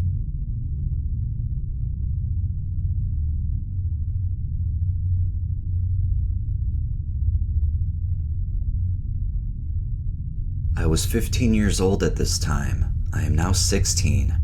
I am a very experienced drug user. I have tested and tried multiple different things, especially psychedelics. L&D have done acid and shrooms a few times, and 2CB once with me. They're a little bit experienced, but they were not ready for what this night held for all of us. I am making this story of one of my most recent psychedelic experiences, an experience that changed who I am forever. This story is not to glorify the use of drugs, any type, but by my own experiences, it made me look at life much more positively. Also, I wanted to say, if you have ever contemplated any kind of suicide, talk to your family and friends that you trust. If you don't have that, I promise there is a way out of that thinking, and someone in this horrible, cruel world does care about you, like myself. I don't know who you are, but I do care about you. So let's get to this. It happened July 18th, 2021. Keep in mind, this is the same day my brother committed suicide just 2 years later. I wish I can go back in time and be more wise and take less drugs and figure out what went wrong. To this day, I really have no clue what did go wrong. It was supposed to be a fun and trippy night. For my friend, that I will call L for this story, there were many different factors to why this was a bad trip for him. For me too, technically. It was a horrible trip, but a learning experience nonetheless. I remember so many parts of this like it was yesterday. I get what is called flashbacks every other week. It is not excessive, but it is still there. To be 100% honest, this experience has never stopped me to use it again. I just want to see what happens, you know? So to the time we took these drugs, I had my 2 friends, L and D, come over, and I'm full on all kinds of drugs, LSD, shrooms, crystal molly, 2CB, and weed. We were smoking all day, and we had a plan to use the LSD, shrooms, and 2CB at a certain time.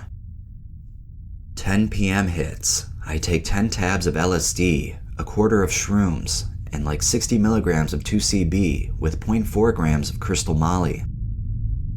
I let L and D only take like 3 tabs and a lot of shrooms and a bit of 2CB. We were just chilling for 20 minutes. Then, the shit started kicking in at 10:30 and I'm tripping balls. I'm looking at my boys like, yo, this is gonna be so much fun. Last thing I remember from 10 to 11 is I was looking at the hair on D's leg and it was squiggling and wiggling in all kinds of directions. I have no clue how to explain what I was looking at, but it was just so weird. After 11, apparently I disappeared for what seemed like forever, as they described it, and I never came back. L was looking for more shrooms, asking D, will he kill us? For some reason, L was so convinced that I was going to kill him because he took more without asking me, and he knew that all of everything there was all mine. All he brought was like 2 carts. So L was asking D if they should take more, and they did at some point, but L eventually started to have a panic attack because he was scared I was going to kill him for some reason. I'm still nowhere to be found this whole time. D, who was calm the entire trip, claimed he saw me just melt more and more into a couch the more he looked. Then eventually, I just disappeared. I'm nowhere to be found. I think at that time I was laying in my living room. They ate more shrooms. D told me months later that I was gone and that L was going crazy at the time and apparently said, I'm fucking done with this shit. And then he decided to run with the wind, as we both said apparently. A note on what L told me. While in the basement, he was convinced he was in a forest and saw animals running around him and just circling all over him. And the most notable thing D had saw, the calm one, said he went up the stairs from my basement slowly. Like he said it took him a minute to get up the stairs, and as he's going up the stairs, he feels like he's a lot higher than the staircase is. Then he goes to the door. I'm pretty sure he left it open. I'm not 100% sure. But he said he saw it closed, then it just swung open. And as soon as it did, he said he saw a black figure with its hands out meditating on the floor. And as soon as he saw that, he turned around and went back downstairs. He said the figure was also waving for him to go over there, but he did not listen to it. As far as I know, he could have saved the whole trip of ours because of that hallucination. I'm going to go back to L's experience. The moment he said he was done with this shit, he just ran as fast and as far as he could, up the stairs, then out of the front door. At that moment, I believe I was still laying on the floor. He kept running and running until people heard him screaming, "Sleep to stay alive!" Keep in mind, my house has cameras and a ring that goes off if any front or back door is opened when it should not be opened. For some reason, it did not decide to ring until it was too late and they could not find us unless we were screaming. D was chilling in the basement this whole time. He said he felt like he melted into the chair. Eventually, I wake up and I see the front door open and I get so confused. So then I decided to run too and try to find him before the alarm went off.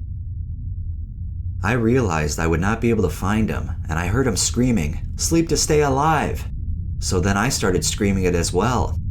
And eventually, I heard him stop, and as soon as that happened, my body fell and just gave up, it seemed like. Other people eventually heard us, a group of older teens who knew who we were. They said he tripped and just called 911 to try and help. They heard another voice, which was mine, so eventually they started looking for me. They saw me laying in the middle of the road, almost no clothes on, and my body was purple. Their first thought was, he's dead. I do not know how to explain what happened to me, but let's start here. I'm reliving the greatest moments of my life, family there, best friends, my brother, all of them. In every memory, there's a door that gets brighter and brighter as I go through them, as if I'm going up, like I'm on the stairway to heaven. As I'm ascending, there's one more door that I need to go through. These gates, beautiful gates, gates of heaven I believe. And I then see my body laying in the middle of the road, almost no clothes on, and body purple, like the girl who found me explained. I see myself and I'm thinking, is this really going to be the end of my life? This is what happens when I die?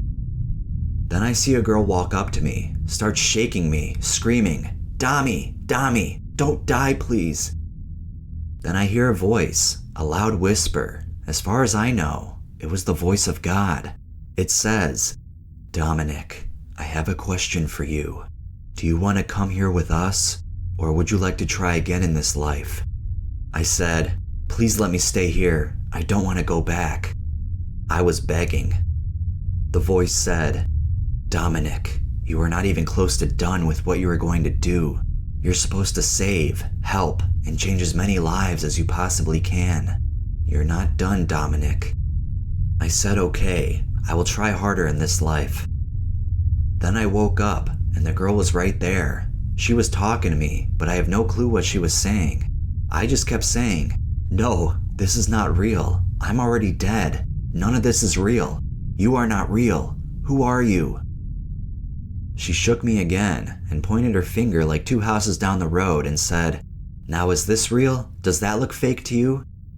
Down the road was multiple ambulances and cop cars surrounded their house, and all I hear is screaming and screaming. The girl took me back to my house and into my room, and I was alone there for a while. I'm just walking around in circles, looking at my pet bearded dragon. He looked so fucking interesting at the time. Then eventually, I just laid down on my bed and I woke up to, "Is that him?" And just to my wonder, both of my grandparents were standing in my room, asking me so many questions and looking at me. They turned on the light, and what was once my room turned into the most geometrical room in the world. I have no clue how to explain what my own room looked like. They are still asking me millions of questions, it seemed like, and I only heard one main question. What the fuck did they take? I could not talk. I was way too scared. Then they got closer to me, and they were staring at me, I think. They looked like horrific monsters, faces I could never explain. And as they were looking in my eyes, I hear one say, "Oh, Jesus Christ." The police eventually came to my house and went upstairs to get me, and they started asking thousands of questions. I yelled out, "It's all downstairs. Fuck you monsters, get away from me." So then they take me downstairs, and just to my belief, I see D, who looks dead, staring into the ceiling. I start to get confused. They also turned the lights on in the basement, and as soon as they did, D explained it hurt his eyes so horribly. And as we are down there, L is already in a stretcher being taken to the ER. As I see D in the chair, I walk up to him and say, "If this is the last time you ever see me, I love you, bro." Thank the Lord it was not the last time I saw both of them. Those are my childhood long best friends. Me and D are also eventually put on a stretcher. I was able to walk perfectly fine. I kept saying that. Same with D, he told me. But they told us both the same thing. This is how they all die. I remember being in the ambulance and they kept taking my pulse. I heard them say, "His pulse is going up and down very rapidly." Then, I'm still in the stretcher and they let me out of it and I'm put in an ER room next to L, who I saw. His body was like he was being exercised. I'm never gonna forget that picture in my brain. I've seen things much worse, but that one hurts really badly.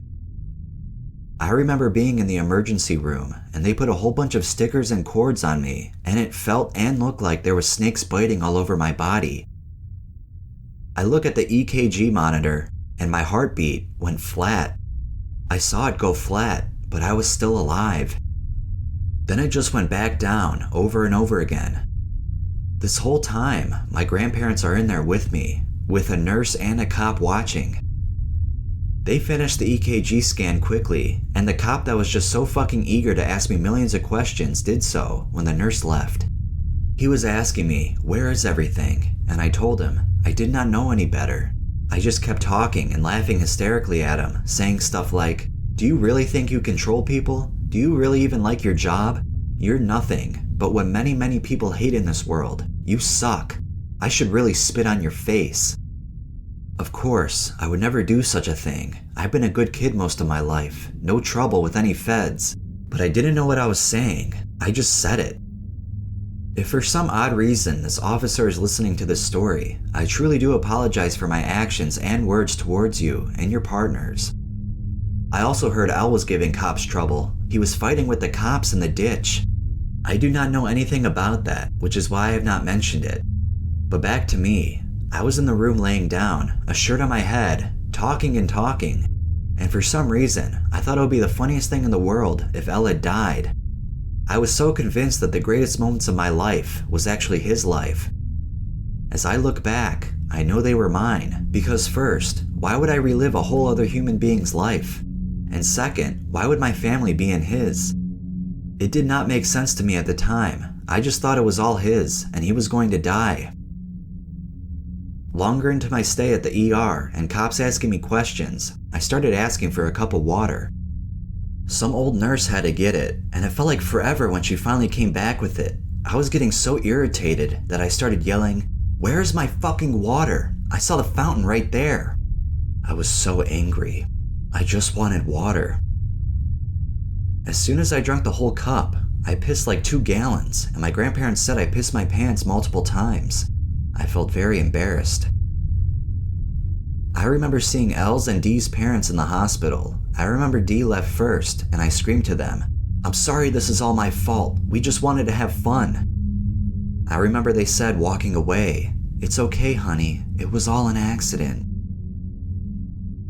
I was at the ER for maybe another 10 minutes and went back home. As I was going back home, I just remember everything still seeming so fake. I got home and went into my room. My grandparents checked up on me like every 30 minutes. It was all so fake. It felt as if I was a ghost being led back home. Now it's the 19th. Elle comes back over to apologize after all the things that had happened. I said there was no need to apologize. It was all my fault. We weren't ready. He was with his mom and 2 little brothers. I felt horrible for his family to see us the way they saw us that night and this morning. It's a really bad feeling. Elle said he stayed most of the night at the hospital with his mom until the trip died down. That's as far as the trip goes. It is July 19th now. I know I'm going to get arrested, so I did what any scared 15-year-old would do. I tried to kill myself at like 10 in the morning. I took 30 tabs of acid, I did 4 lines of the Molly, I ate an absurd amount of shrooms, smoked as much weed as I could, and ate the rest of the 2CB, which was maybe under 70 milligrams. It's obvious that I did not die. I do not remember anything that happened after that morning for 3 months. I remember the DEA coming to my house. I also think the FBI came to arrest me. Within a 3-month span, I do not remember what had happened. I got out of that daze like 3 months later. I was in a rehab facility that was horrible for me. I hated it. Today, after that experience, I learned a lot. Now, whenever I take anything at all, I'm afraid to do too much. I'm afraid I'll get kicked right back into that night.